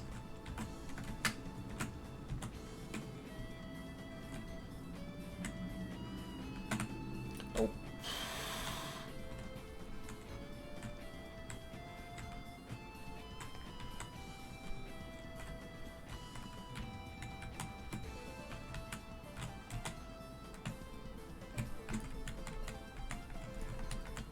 Didn't need that, but whatever. We can slip past this guy by surfing. I love how they call it surfing when, like, I don't think it qualifies. Pretty sure that surfing kinda requires a surfboard.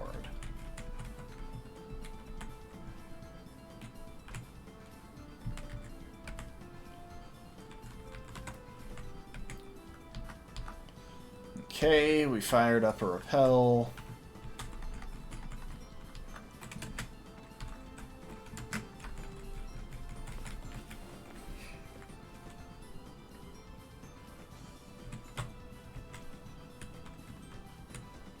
Okay.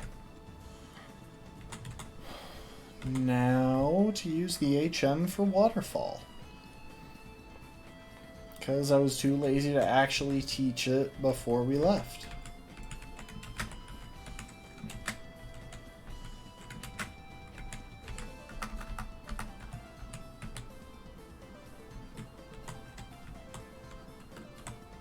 We're going to enter here. We're not going to heal, but we are going to adjust our team.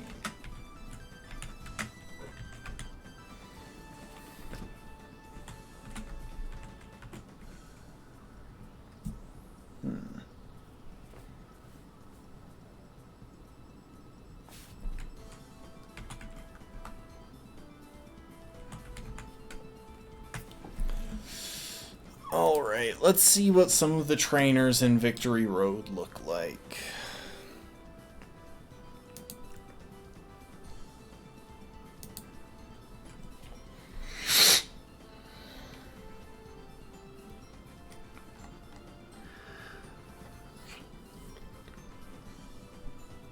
Huh, I guess there aren't trainers in that first room in the other games? Weird. Yeah, we've got a Psychic. Can probably be handled pretty well by Leonidas. We have a Black Belt that could be handled by most of our team, actually. Arthur seems like the obvious choice. A Bird Keeper, luckily she has pretty easy flying types to deal with. Just Noctowl and Togetic.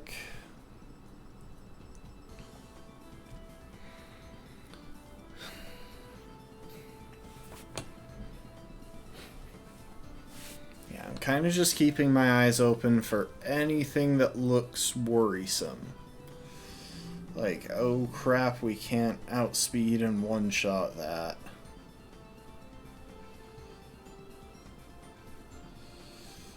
That Empoleon I'd like to avoid if possible because it has It has Brick Break, but even if it winds up turning up, I'm reasonably confident that we can one-shot it with one of our faster fighting type options.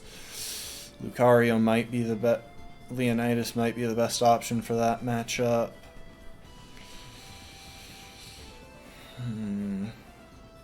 It's a Mothim, so that doesn't really worry me. Sydney with her Torterra. Again, not going to be much of an issue because we have ice coverage.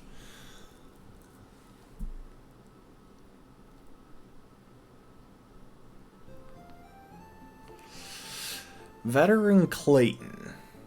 Veteran Clayton is scary. He has a Staraptor.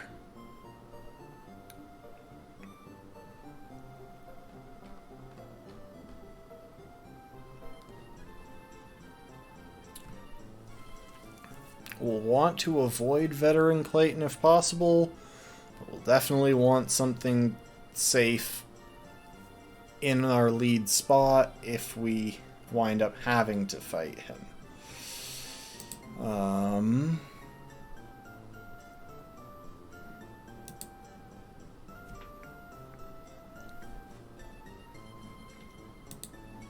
Just checking TMs that it's showing here. Stone Edge is in here, but if we want rock coverage, we're just going to back up to Mount Coronet and track down the TM for Rock Slide. It's just so much more accurate. Okay.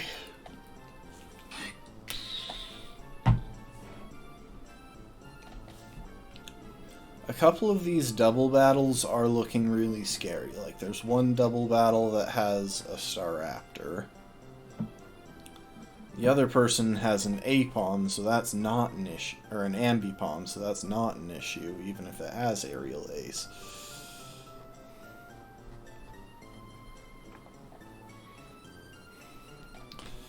Yeah, this will heavily depend on who we can and can't avoid.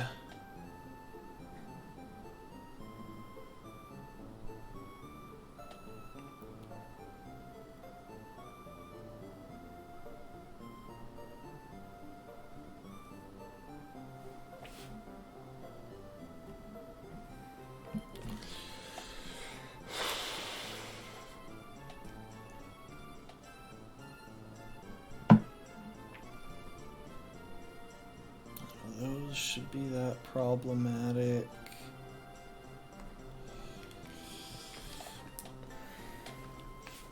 Yeah, Leonidas is going to be pretty important through this.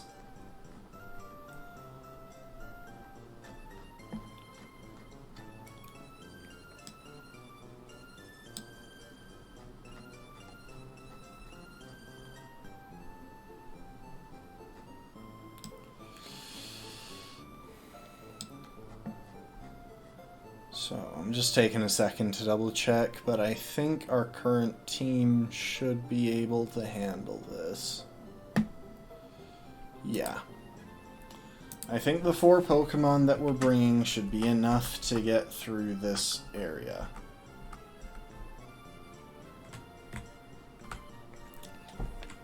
Oh, and I've gone blurry on y'all. My bad.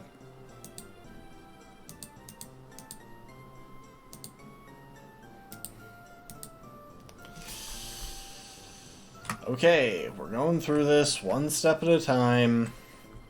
Not getting reckless. Not rushing things.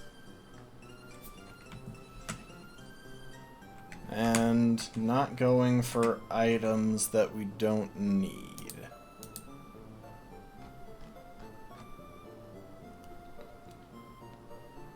So, for example, in this first room,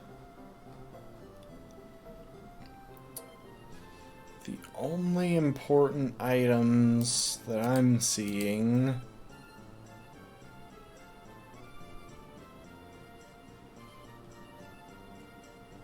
the Razor Claw could be useful. The TM And there's the TM for Torment.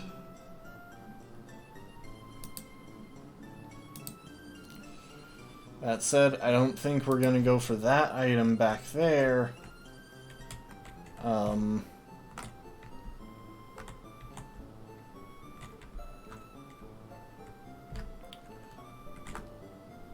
Unless we're coming in from the back of the cave.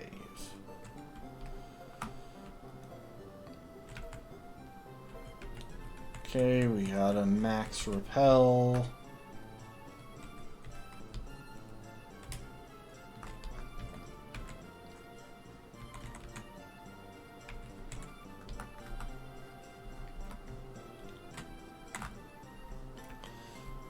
Part of the thing of this cave is that it's a lot easier to navigate back to front.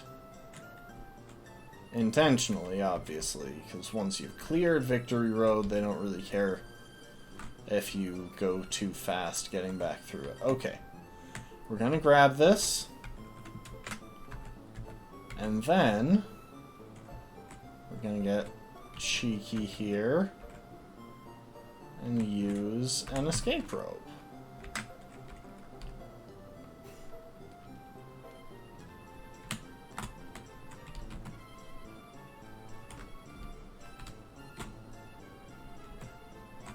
Oh, that's not where we're trying to go.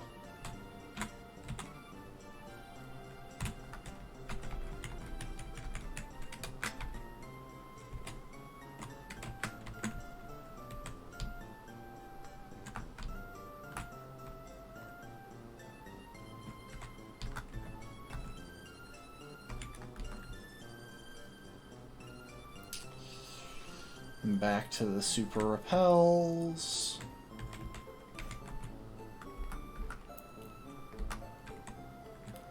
Okay, so I think this person is going to be required by the look of things. Let's see.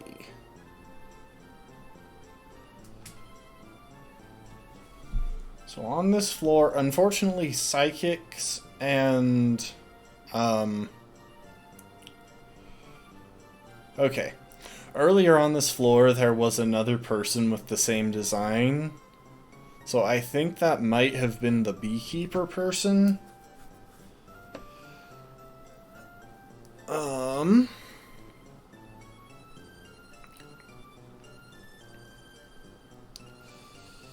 As opposed to this, who I'm or not the beekeeper, the bird keeper. I'm trying to keep track of a lot of stuff, and it's not going ideal considering the size of my brain. But that said, I think this person has a Blissey up front, backed up by a Glalie and a Magnezone. So I think the best one to take this on is actually Hercules. Leonidas, we're gonna go ahead and give you back your choice specs. Because if I'm wrong about who this is, then they're probably the bird keeper, in which case I'm going to need to switch into Leonidas to take the flying type move. Okay, I was right. Which means this should go smoothly. Because we should outspeed and one-shot everything this girl is carrying.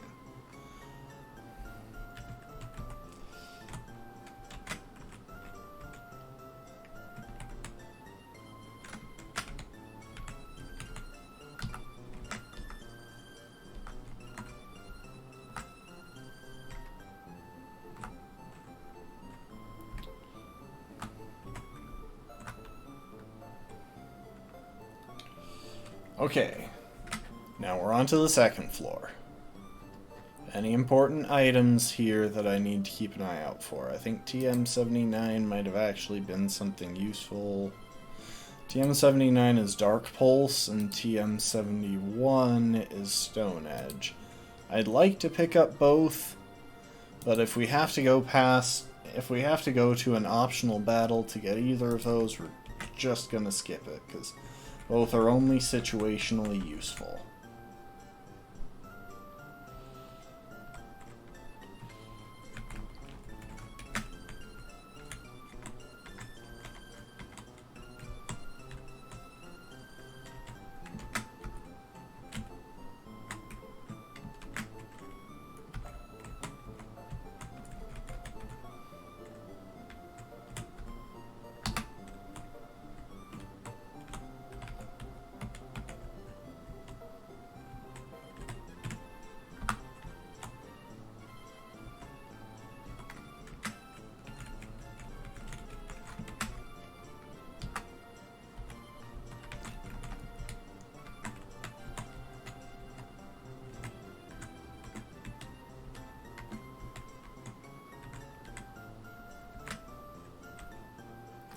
Okay, so passing that guy just gets us back to where we started, so luckily I don't think we should need to pass him.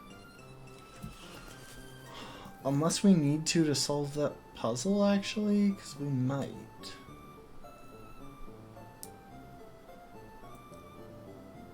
Yes, we actually do need to solve that. We actually need to push down the second rock there first.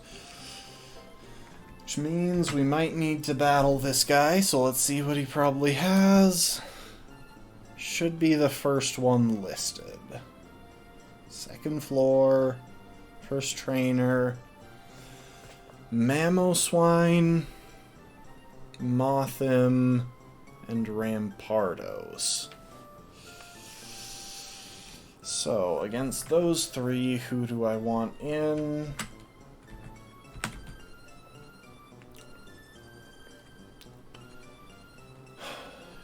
Either Leonidas or... You know what?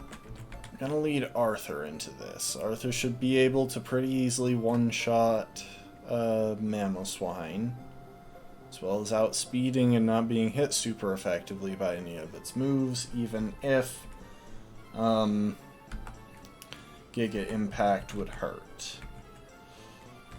To play things safe, we'll give him a Focus Sash.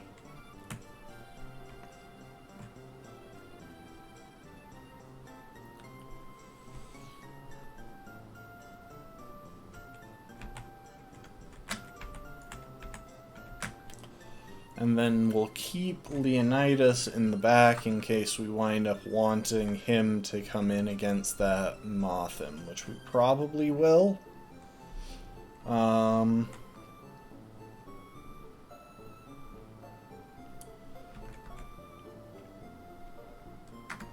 But if I can avoid it, I'm going to. Okay, that's a one-shot.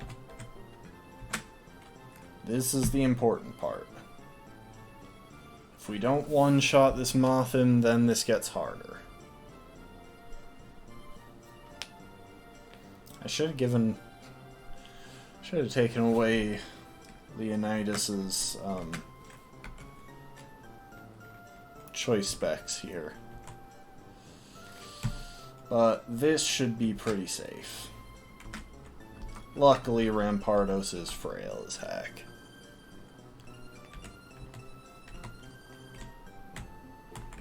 Yeah, so in order to get past this, we have to come down here, break this rock, and then push that back, because if we push the other one down...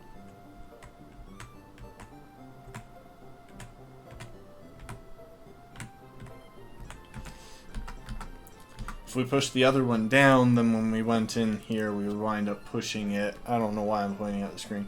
We would wind up pushing it into this corner where I'm standing, and we couldn't move it from there. Okay. Next person is probably also required. Looks like she has a Clefable and a Torterra. neither of those are an issue for Genghis. In fact, this specific fight is heavily part of why I chose to bring Genghis along. So yeah, we can't get past there. The fight is required, but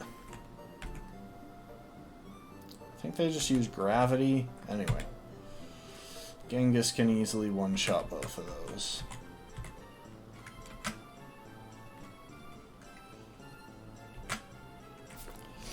Now let's see. This veteran dude, I think, guards the way forward. And he is easily the most frightening person that we've encountered so far. But I do think that Leonidas can handle him pretty well.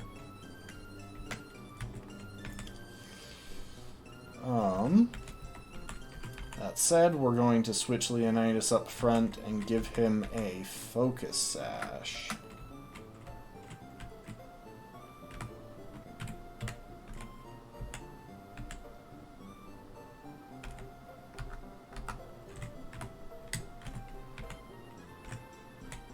And we'll go ahead and give Genghis a Koba Berry.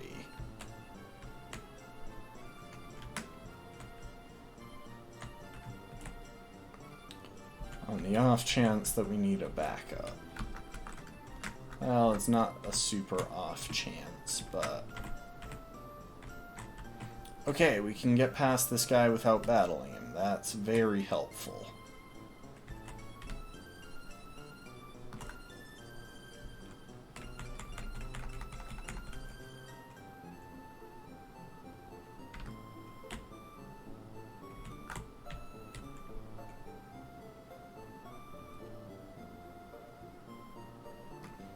Yeah, I think down the other path was just access to the TM for Stone Edge, which we don't need.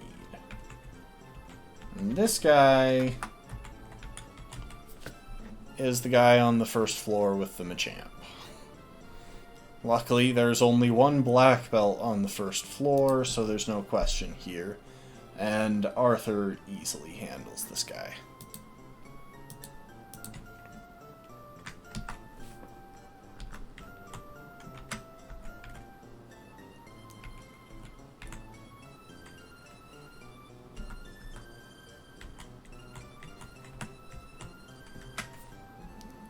Okay, now we're into Basement 1.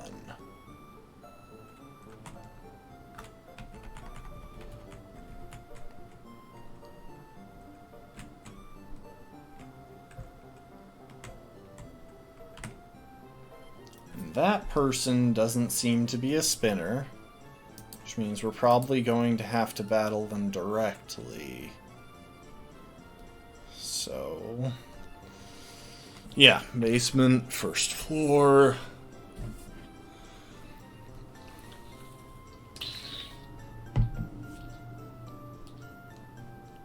This is probably the psychic.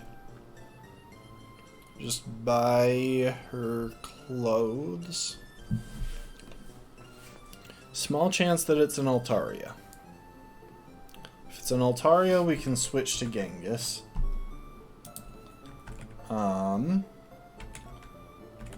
For the moment, though, we're gonna go ahead and lead Leonidas with an Expert Belt.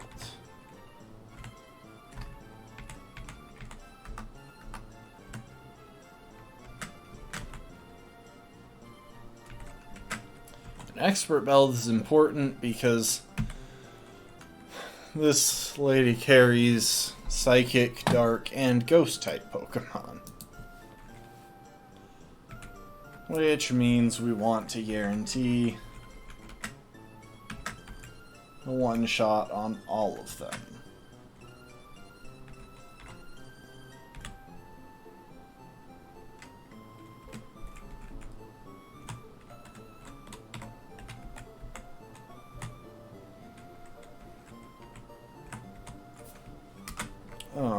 let's take a moment and actually check if there are any important items here. TM59, is that Dragon Pulse? Because that could actually be really important.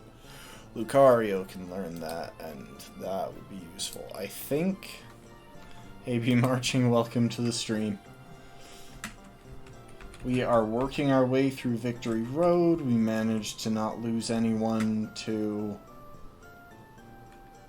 the 8th gym. I'm just trying to be extra careful.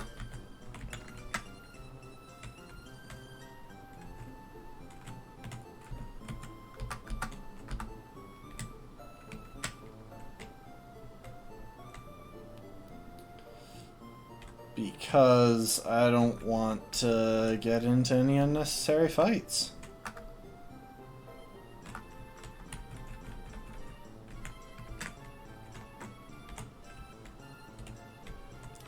Oh, these guys. These are one of only a few moving double battles. Like, trainers who have the option to double battle them, but they're in motion. You know what? We're actually going to get involved in an optional battle real quick. Because back up that waterfall is a dragon trainer. And I believe that he guards the TM for Dragon Pulse.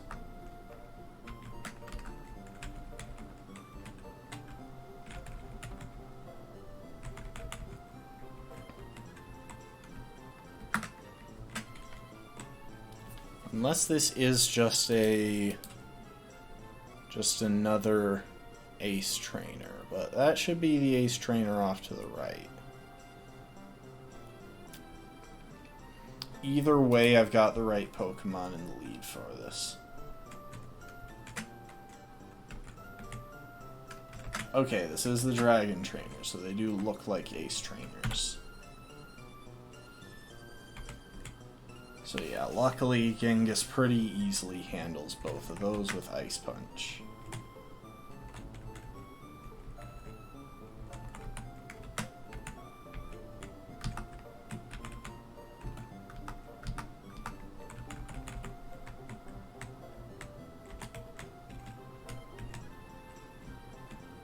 Oh, it was down the other waterfall. Hang on.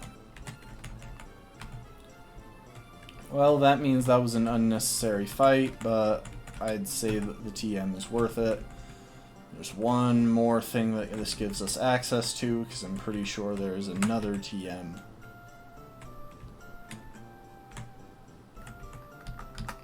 Along this way.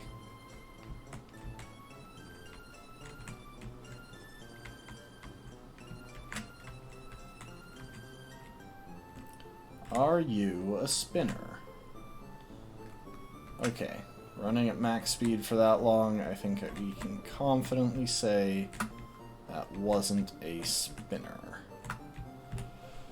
Okay, so over there, behind that dude, is the gate that you only pass through when you have the national dex, which we don't have. But we do have the Razor Claw. Okay.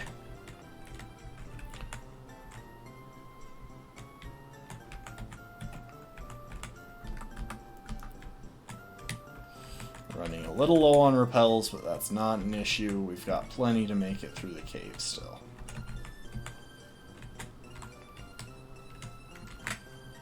Okay. Now for these guys. See, the only thing we have to do to make it past these guys is get to the water and spam the button to start surfing. But on the off chance that they catch us, I'd like to be prepared, so... They have a Rapidash and a Lumineon. We don't exactly have specific counters for those, but I think out of the 4 Pokemon that we're carrying right now, these two are definitely the better ones for a match that could involve a fire type.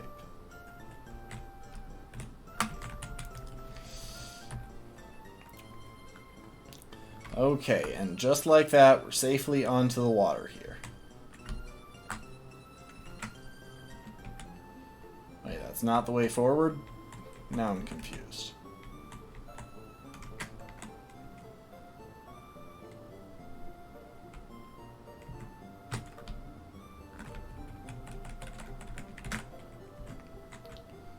Was the way forward past the dragon dude?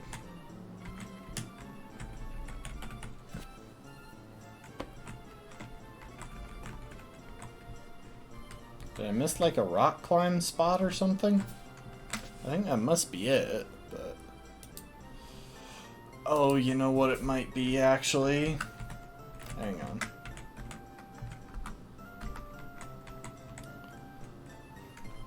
So we can't go any further back that direction.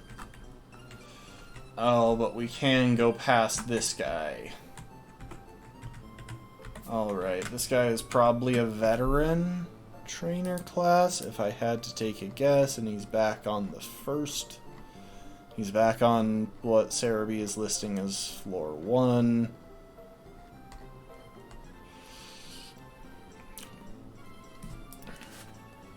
Veteran Edgar. This guy actually frightens me a little bit. But I think the safe option should work out alright, which is to lead Leonidas and give him his choice specs back.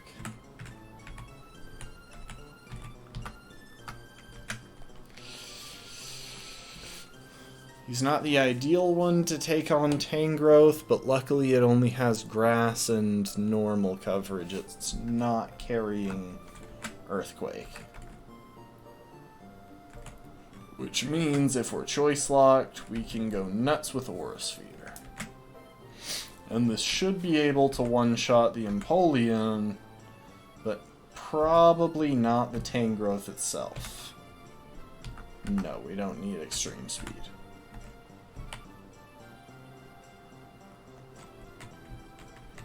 And luckily we're not playing too close with the level cap right now.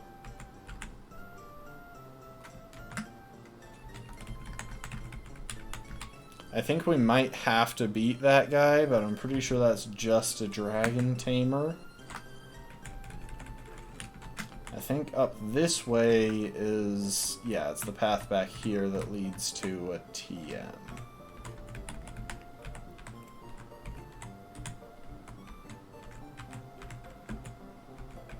TM for Dark Pulse, okay. It's worth having, even if it's not strictly necessary. It gives us the option to teach Dark Pulse to...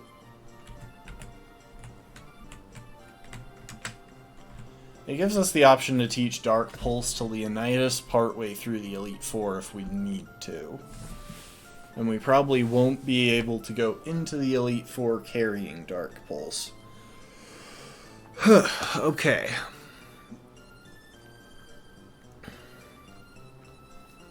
So yeah, out of the people left in here, this should definitely be a Dragon Tamer with a Gibble, a Swablu, and a Gabite, which shouldn't cause us any trouble.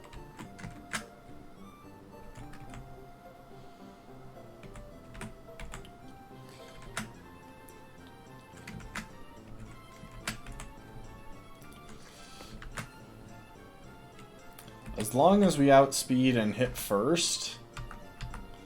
See, if we... See, this is why I would love it if Genghis had no guard. Because this would have been an... Dynamic Punch would have been an awesome move to pick up. But we can't. Because without no guard, it's 50% accurate. Which is just terrible.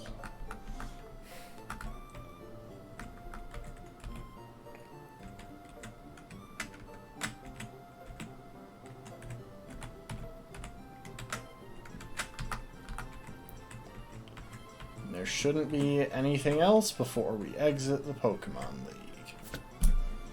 Or exit to the Pokemon League.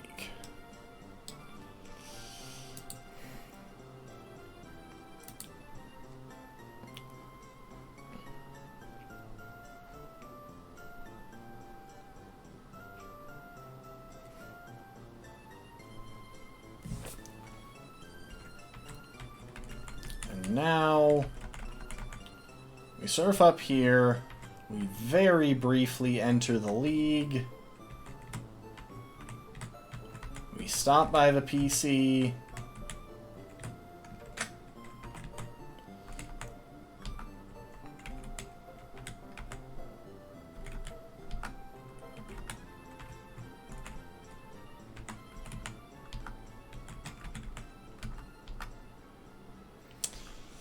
and then we're going to do a very particular strategy for what we do next. It's called the Get the Heck Out of the League Before I Accidentally Stumble into the rival battle just outside the league. Because genuinely, one of the scariest fights in the game. Especially since, if we want to do the same strategy as last time, we would need to heal Hercules of his burn. Oh, welcome to the stream, Rafkin. Looks like I wasn't looking at chat when you first came in, because it's already faded from the screen, but welcome in. Glad you could be here. With that said, now we're gonna fly somewhere else. Probably Pastoria, actually. Pastoria City should be an excellent location for us to plan where we're going. That said, I don't actually know if there's enough time during this particular stream to plan a challenge of the Pokemon League, because I'd like to give it a good bit of thought, which would probably involve taking a good chunk of time. And I'd kind of like to set things up so y'all can actually see the information that I'm using to theorycraft. So, as far as Pokemon goes, I think we've done enough Pokemon for this stream. We're gonna save. And we'll probably boot up something else. Maybe fire up some Brotato.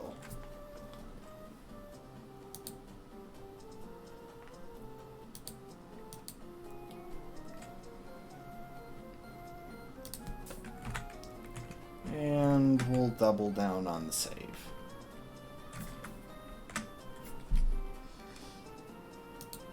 And we'll even export a copy of the file so that if I want to do some meddling in PK Hex to clean up our items and stats and stuff for the next stream, I can without having to reopen the game. So, that said, give me just a minute. Really? Why is the webcam blurry in different... In different windows, it's blurry, because I don't think it was blurry before I changed to the waiting screen. Anyway. We'll go ahead and pause that pleasant Rustboro music, and... I suppose I can actually just close up the emulator there. We'll pause that, and yeah, we'll go with some Brotato.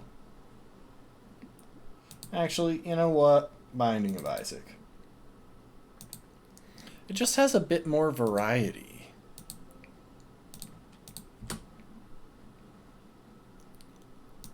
Luckily, a buddy of mine ordered me a controller for Christmas, and it arrived after some mailing issues. A Binding of Isaac is a lot more comfortable to play on controller.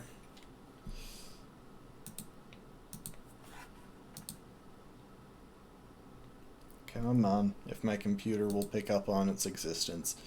The trouble is, just turning the controller back on doesn't seem to consistently connect to the computer, so I've got to disconnect it and reconnect it every single time. So, let's fire up some Binding of Isaac.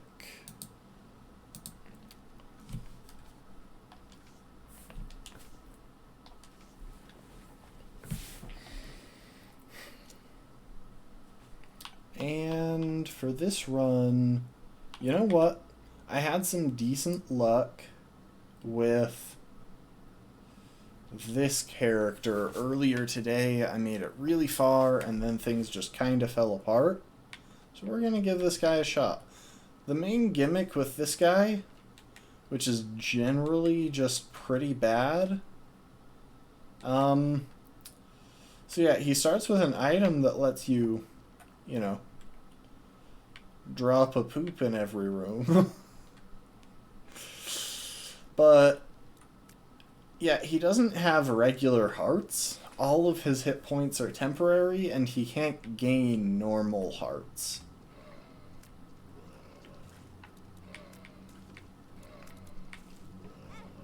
Oh, so see how I just took damage there completely unnecessarily and foolishly?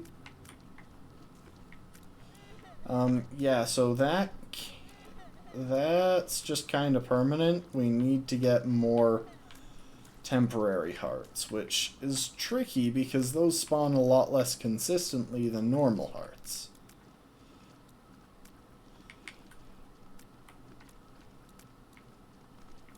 If we could get like the Dark Bum ally who eats normal hearts and oh heck. Stop spawning spiders at me.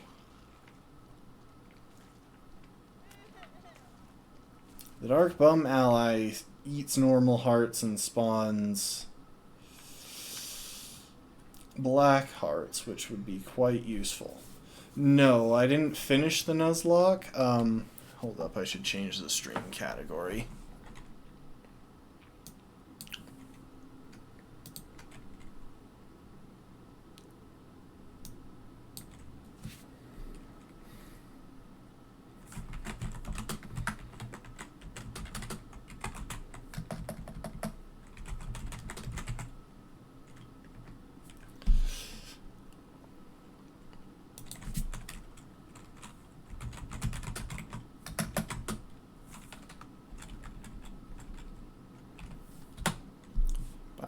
Isaac Rebirth. There we go. So no, I didn't finish the Nuzlocke already. It's not quite done. I just don't think that we have time to finish it tonight. So I'd like to pick it up tomorrow, and we'll do the planning for the Elite Four together. And then we'll see what happens. And I completely forgot to actually check what ability I just gained access to. I don't think it's one that I'm familiar with.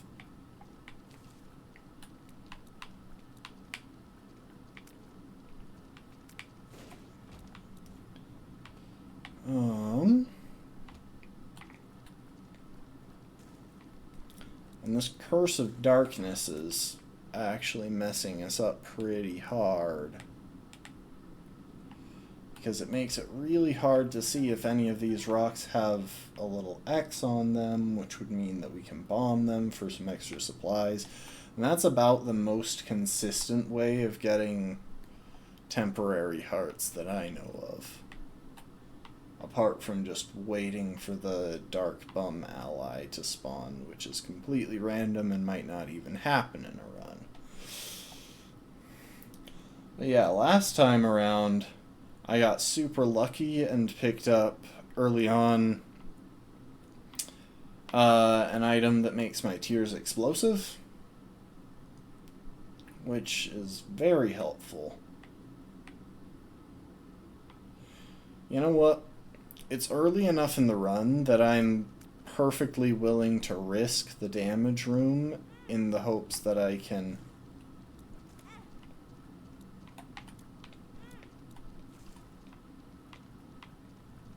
Ah, I see. See, this is part of the trouble of Curse of Darkness. So you just straight up can't see a lot of the time. So at this point, we are running on half a heart. We're going to go and try the boss. Odds are we just die at some point because I take a hit that was probably completely unnecessary. But, you know, anything could happen.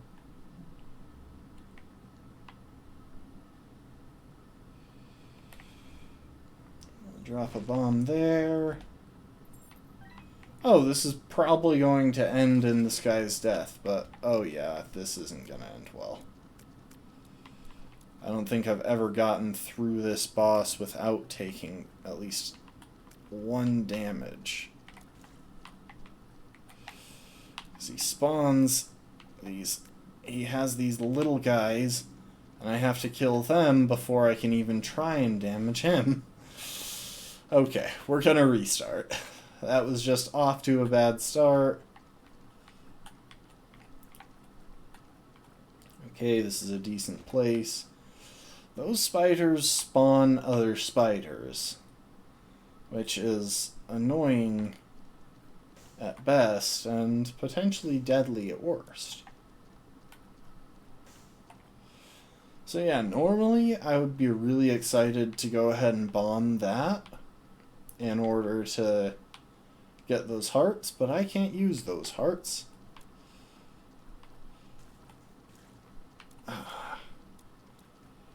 When you play enough of this game, you start to notice the patterns.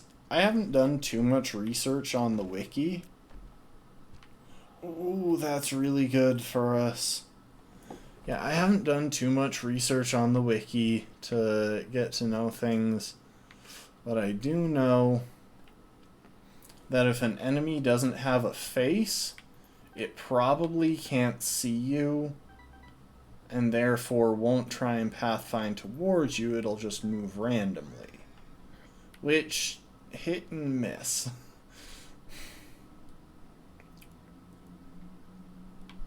Once again, I am going to go through the damage door and try some sketchy pills.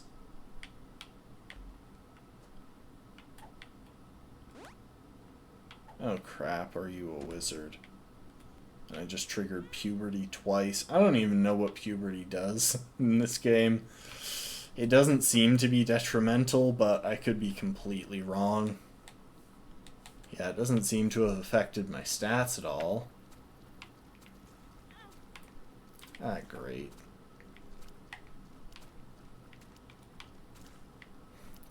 Yeah, so that pill I ate that said, "Are you a wizard?" It's making me shoot diagonally. Doesn't look like there are any potential bomb rocks here, and we have to bomb this chest to open it. So what we're gonna do is push this chest down this way and drop a bomb so that we'll also get access to those coins. And of course, well, I mean, okay, against Monstro we should be able to win this fight. He doesn't spawn extra allies, which is one of the big issues with trying to deal with a lot of bosses, so that they spawn other stuff that you have to keep track of.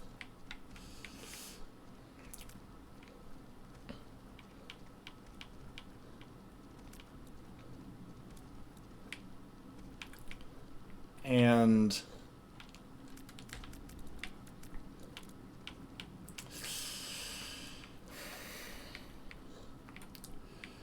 he doesn't move that unpredictably.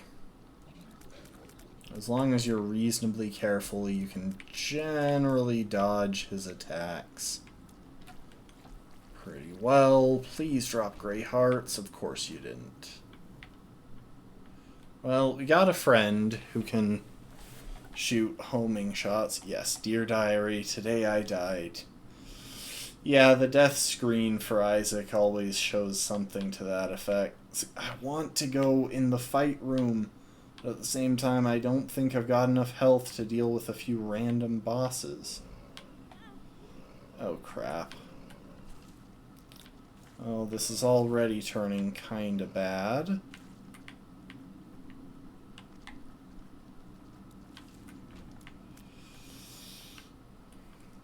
Okay, we might come out in the positive if this gives gray hearts. Okay, net positive gain, net positive from that room. Now, most enemies without heads can't track you, but sometimes they can, even if it's at a limited range. Why don't I have a key? I'd really like to get the item room there. This room right here.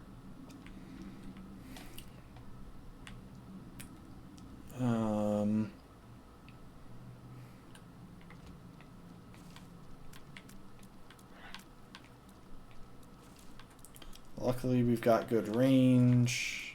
Okay. And in this, more than most runs, I'm keeping a careful eye out for any rocks that will drop items when exploded. Why are you going a different direction?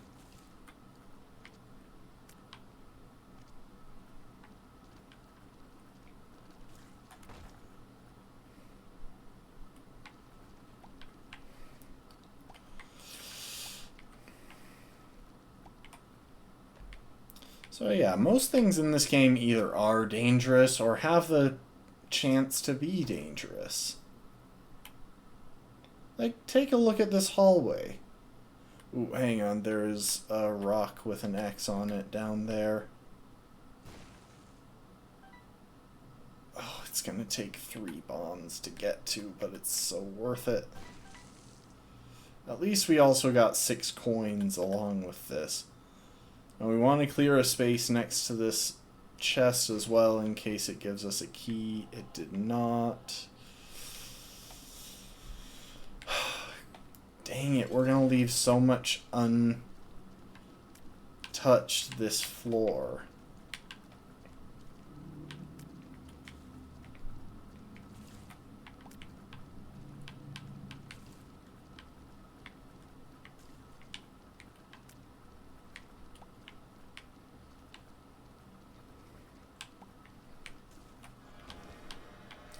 Okay, that pentagram will give us a damage buff, so that's good. I would have liked to get a... Oh wait, there's another room. I almost forgot about it, but there's a chance that we could get a key or something useful in it. A key is definitely the big thing that we want, because that would give us access to the item room. Okay, it's a mini-boss.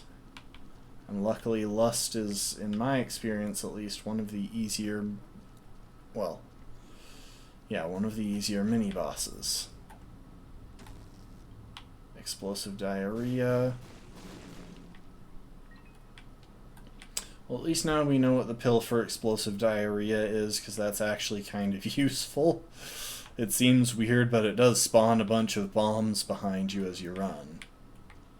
Charm tiers. So occasionally one of our tiers will probably charm an opponent, which means they temporarily won't try and attack us, which is very nice. I've had the charm effect before, and it can be very useful for staying alive.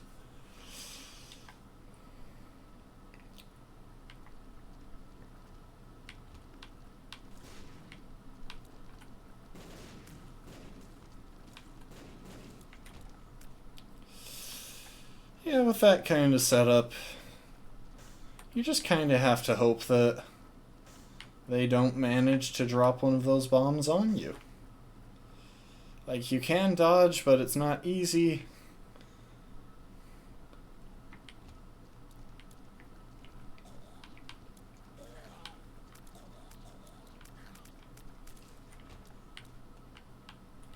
And these little blue spiders are coming out of the wig I'm wearing.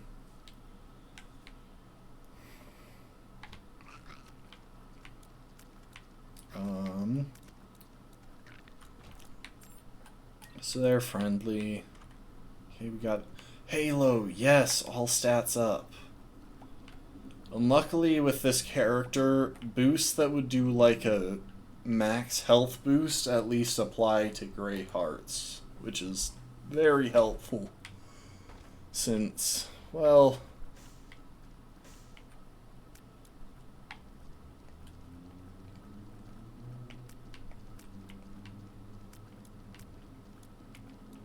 that's all we've got, and if we just straight up couldn't boost our health through some extra means, this would be a lot harder to do. I could blow up that blood donation machine, but we've only got 2 bombs now. I'd rather save them for more reliable sources of useful supplies.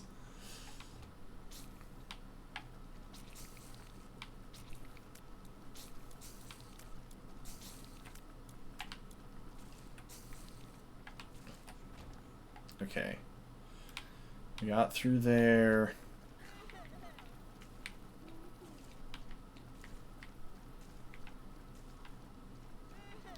See, those guys run away, which makes them generally just a tad safer to deal with than some other enemies. And there's a heart that we can't use.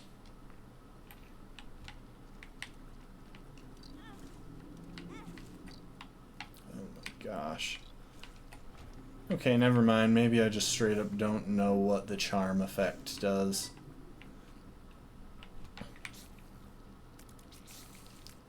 So luckily we've got good range, which means we can outrange those guys. Still don't have keys.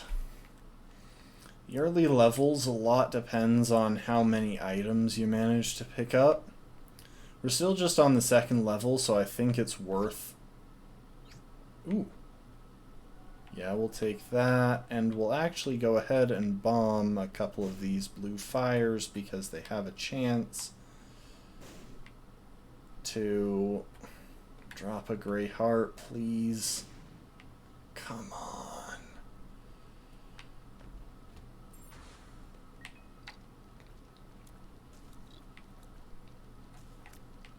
Oh no, the charm effect causes them to attack other enemies. Which will actually be very useful potentially against some of these, since these guys are notoriously annoying to try and actually finish off.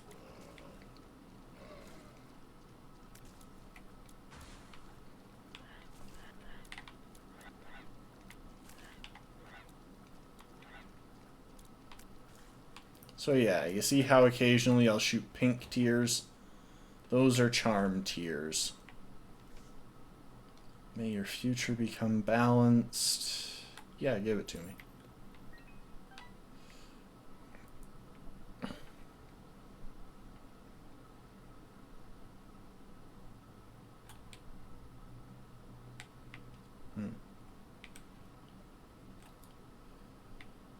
We got a key. And we got a few extra bombs, so let's bomb that for some coins. Unfortunately, it would take a key to open the... Oh, wait. Hold up. Big brain move here. Not that big brain, but... Oh my gosh, I didn't see that... Okay, well, we gained a bunch of bombs, but that's it.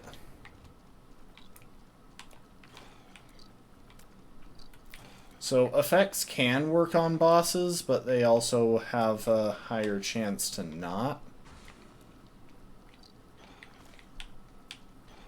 So like we can probably hit this guy with several of our charm tiers, and only a couple of them will actually work. Luckily, that pentagram and the damage boost that it gave us are really carrying us right now. Okay, speed and range.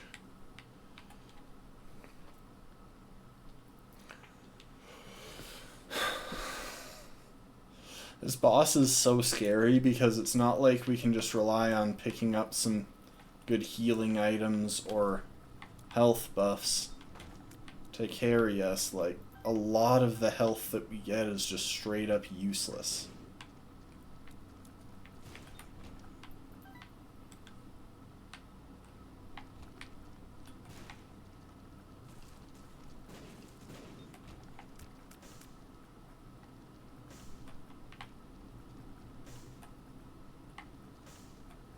Now the arcade should actually be helpful. We'll drop a bomb on this guy because I'm definitely not using hearts on him, but we can spend some coins on this dude because we got a good amount of coins. We just haven't had anything. We just haven't had access to any shops. Oh. Yeah, we just got an HP buff. I'm not going to deal with that guy right away. You know what, though? I am going to come in here. Oh, geez. Speed buffs that we just got from that last level was a lot.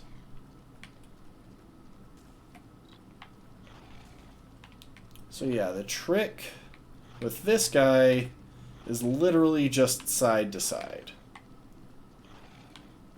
You want to bait him to chase you, get out of his way, and there's going to be another. Oh, I hate this guy so much.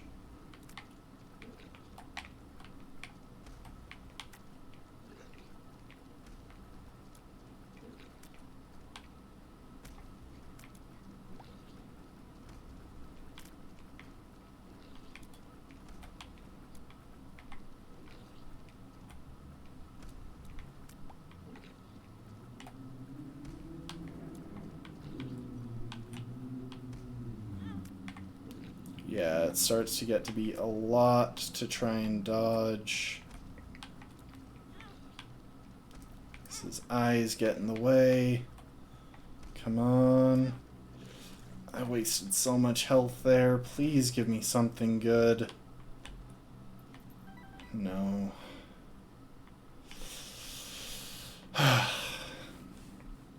Again, we're still on one of the early floors.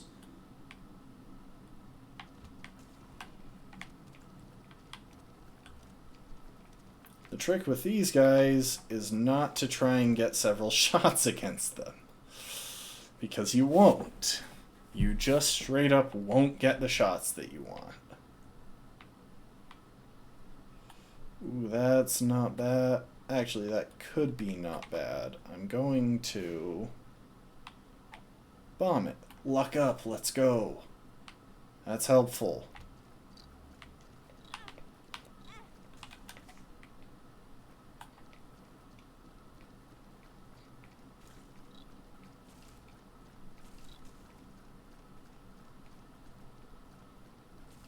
Yeah, I just used my Bible, which gives temporary flight, so that I could hover over the gap, because those guys were going to kill me. We're getting so many good buffs, but we can't use. But we're probably not going to live long enough to use any of them.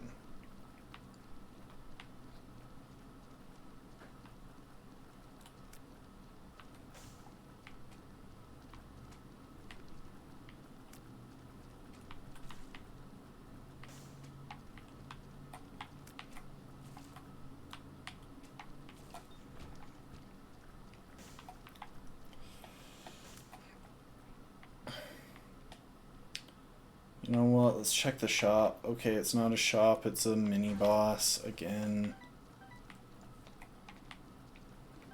Greed, I don't really need you. Like, I get that you give a lot of money, but you're mainly just screwing me over as far as health goes.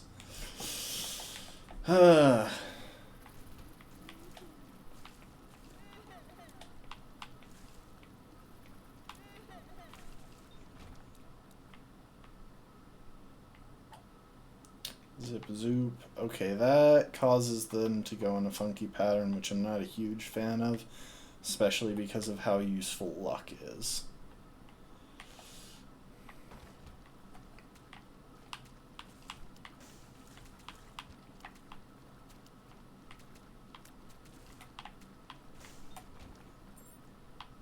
Okay, on the other hand, this is worth it.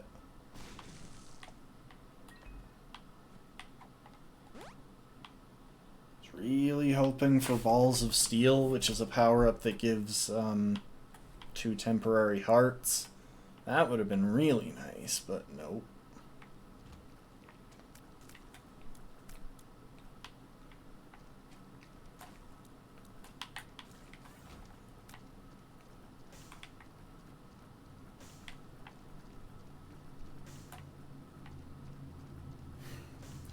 We're gonna keep trying.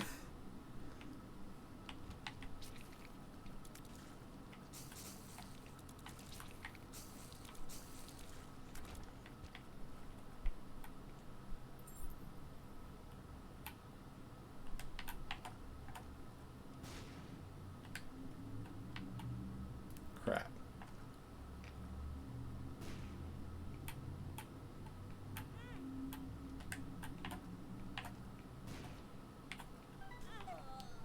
Okay.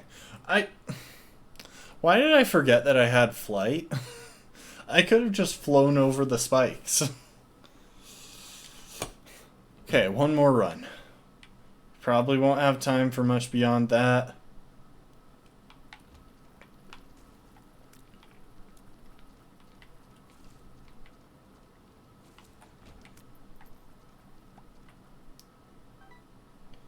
We have time for this run. And you know what? I don't actually know if those have a chance to give me anything.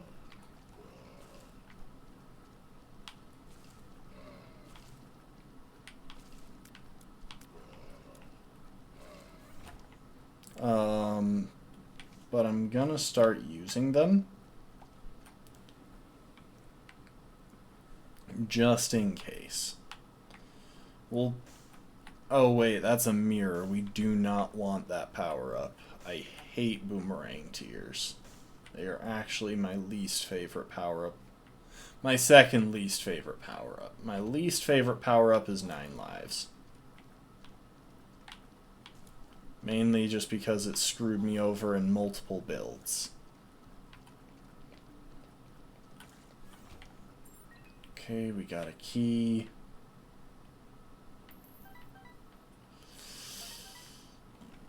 Well, we're going into this level. We're finishing up level 1 with literally nothing new. But at the very least, well, I guess we've got some coins and a key. So hopefully we can get something that's actually worth taking on the next floor.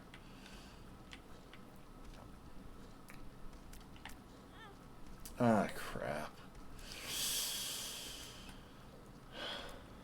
Okay.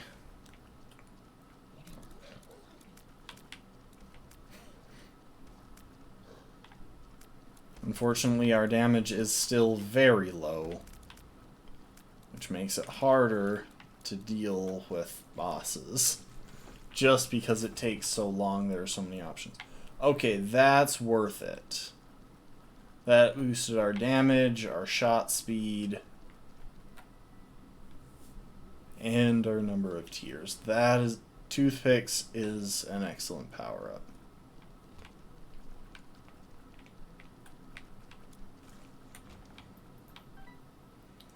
We could go for the arcade, but I don't really think we've got enough money to justify that. And I did see the treasure rock.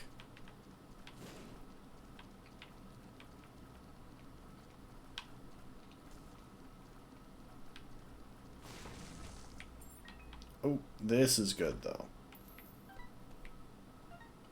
We have bombs, which means we can go ahead and get the treasure rock. It's a chest. I'll try it. Oh, yes, that was worth it. That was worth it. We got a bunch of coins, and we got an extra heart. Now we're going to do some gambling. Unfortunately, I think the most common drop from these is hearts. And it is random, possibly luck dependent. Okay, we've got a key now. I'm going to just stick with that. Probably would have stopped at 16 or at 15 coins anyway.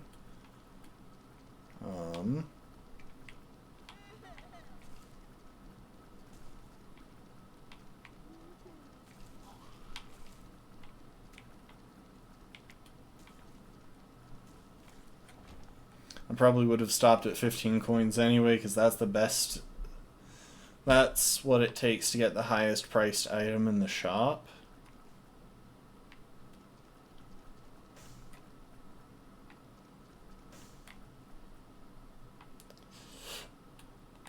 Okay, if I bomb that, I'll increase by 1 bomb overall.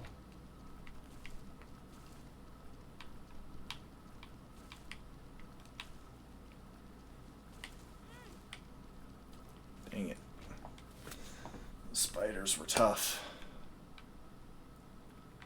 See, that's the thing. You can be fighting, like, Satan himself, and he could, in the situation, be less trouble than a handful of spiders. Oh, crap.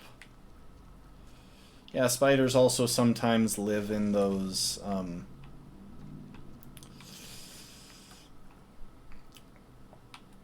jars. Anyway.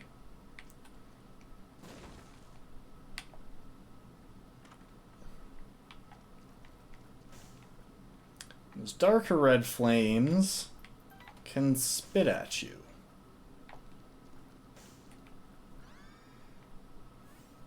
Okay, that's pretty good. That gives us a big damage buff. You know what? We're going back to the arcade. We're going to try a couple extra spins.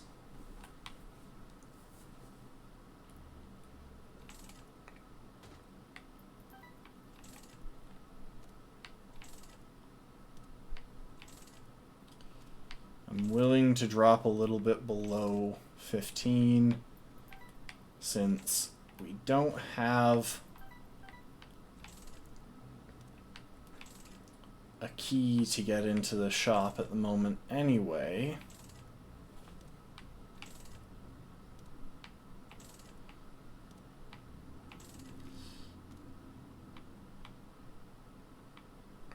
Hold up.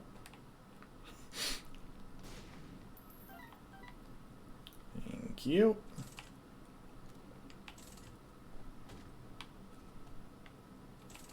At least we got our bomb back. We're making ever so slightly a general profit. See, I could just go ahead and blow this up if I think it's not worth it. You know what, I'll blow this dude up, because I've never liked his odds as well as the others. Oh great, we got amnesia. I don't actually think it matters that much. Hang on. I'll blow both of these up. Okay. The paralysis pills. See, there's a reason you never just pop an unknown pill when you're in trouble. But yeah, that cartridge up there at the top. Ooh, pink eye. That's pretty good. Poison shots can be helpful.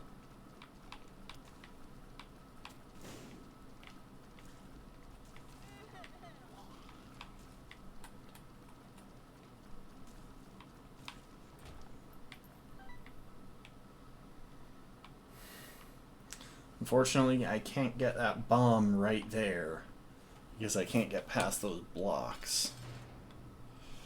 Okay, here we go, the haunt. I think I'll pop my power up, the temporary Pac-Man ability, now. Because it lets me eat things.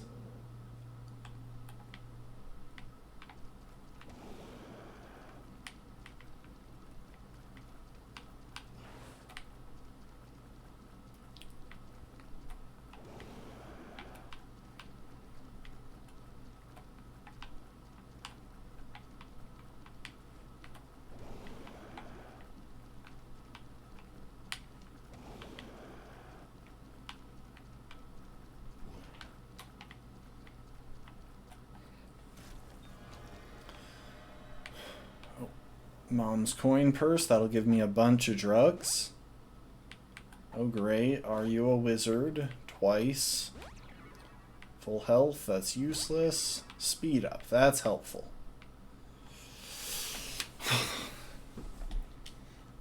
Well, that's situationally helpful. It could just mean that I run faster into my death.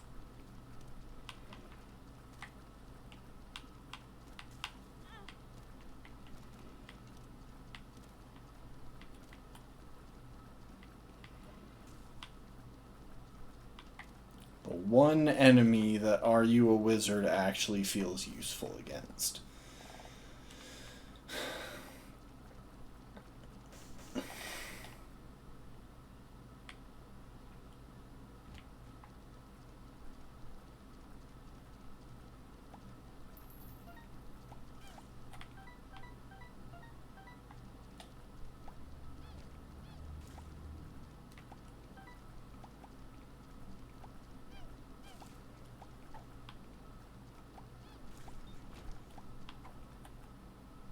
Pulseworm or Pink Eye? I think I'll stick with Pink Eye.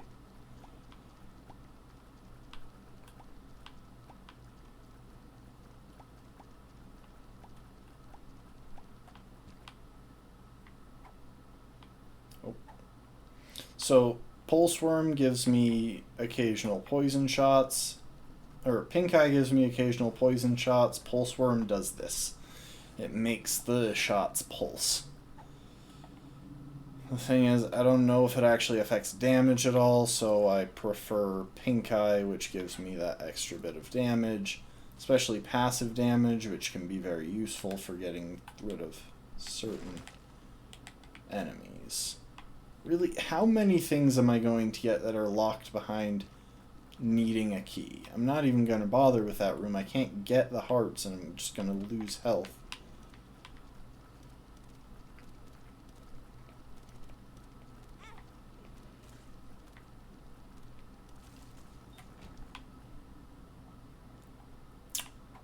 Give me the luck. Between damage and luck, at this stage I'll choose luck. At a later stage I would choose damage, but...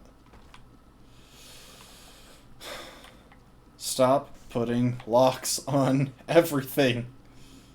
I swear, everything has needed a lock. I've seen like no normal chests, and I've seen like no unlocked chests in this run.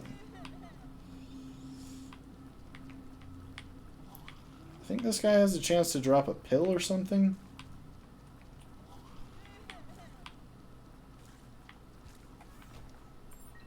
Oh, but we got a key. We'll definitely use it on the item room. Bum friend, he's greedy. Oh no, is this the one that takes coins and makes hearts or something?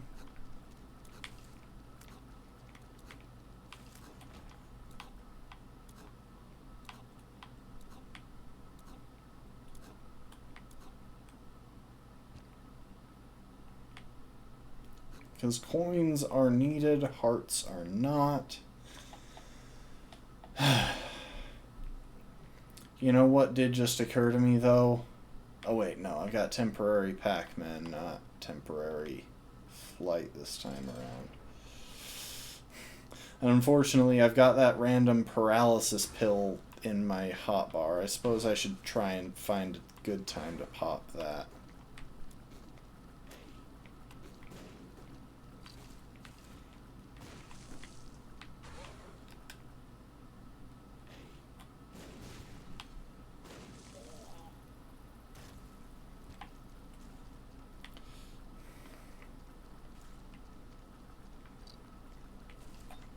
Okay, now I'll use paralysis. Paralysis literally just freezes you in place for a moment.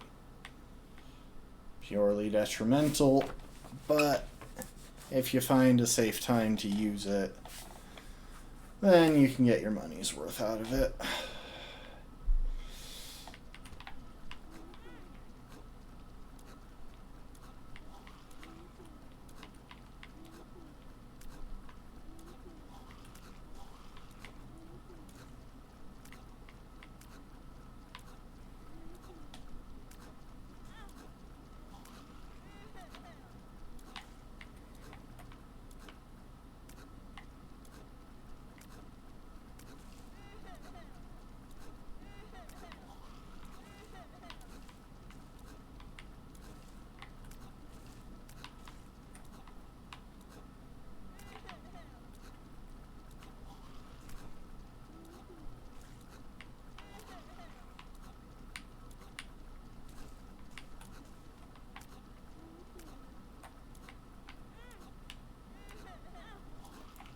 this room is awful.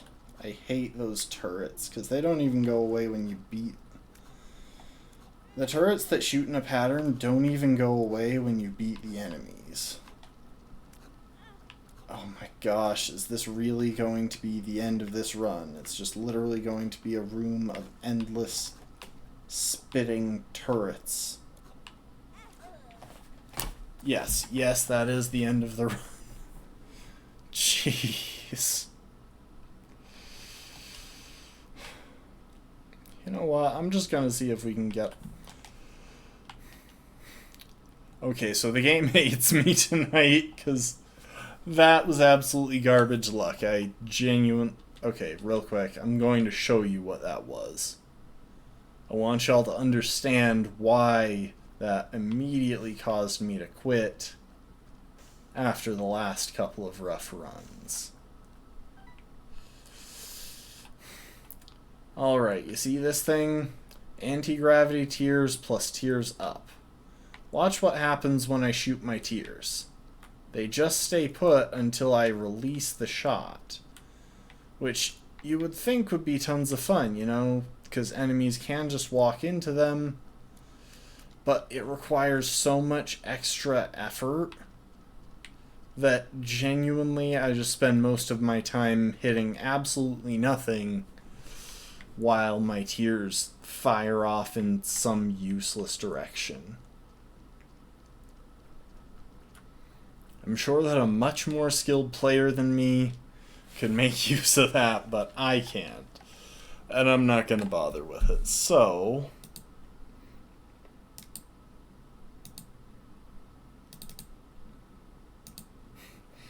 there I am. In full view, not blurry version. Everyone, thank y'all so much for coming.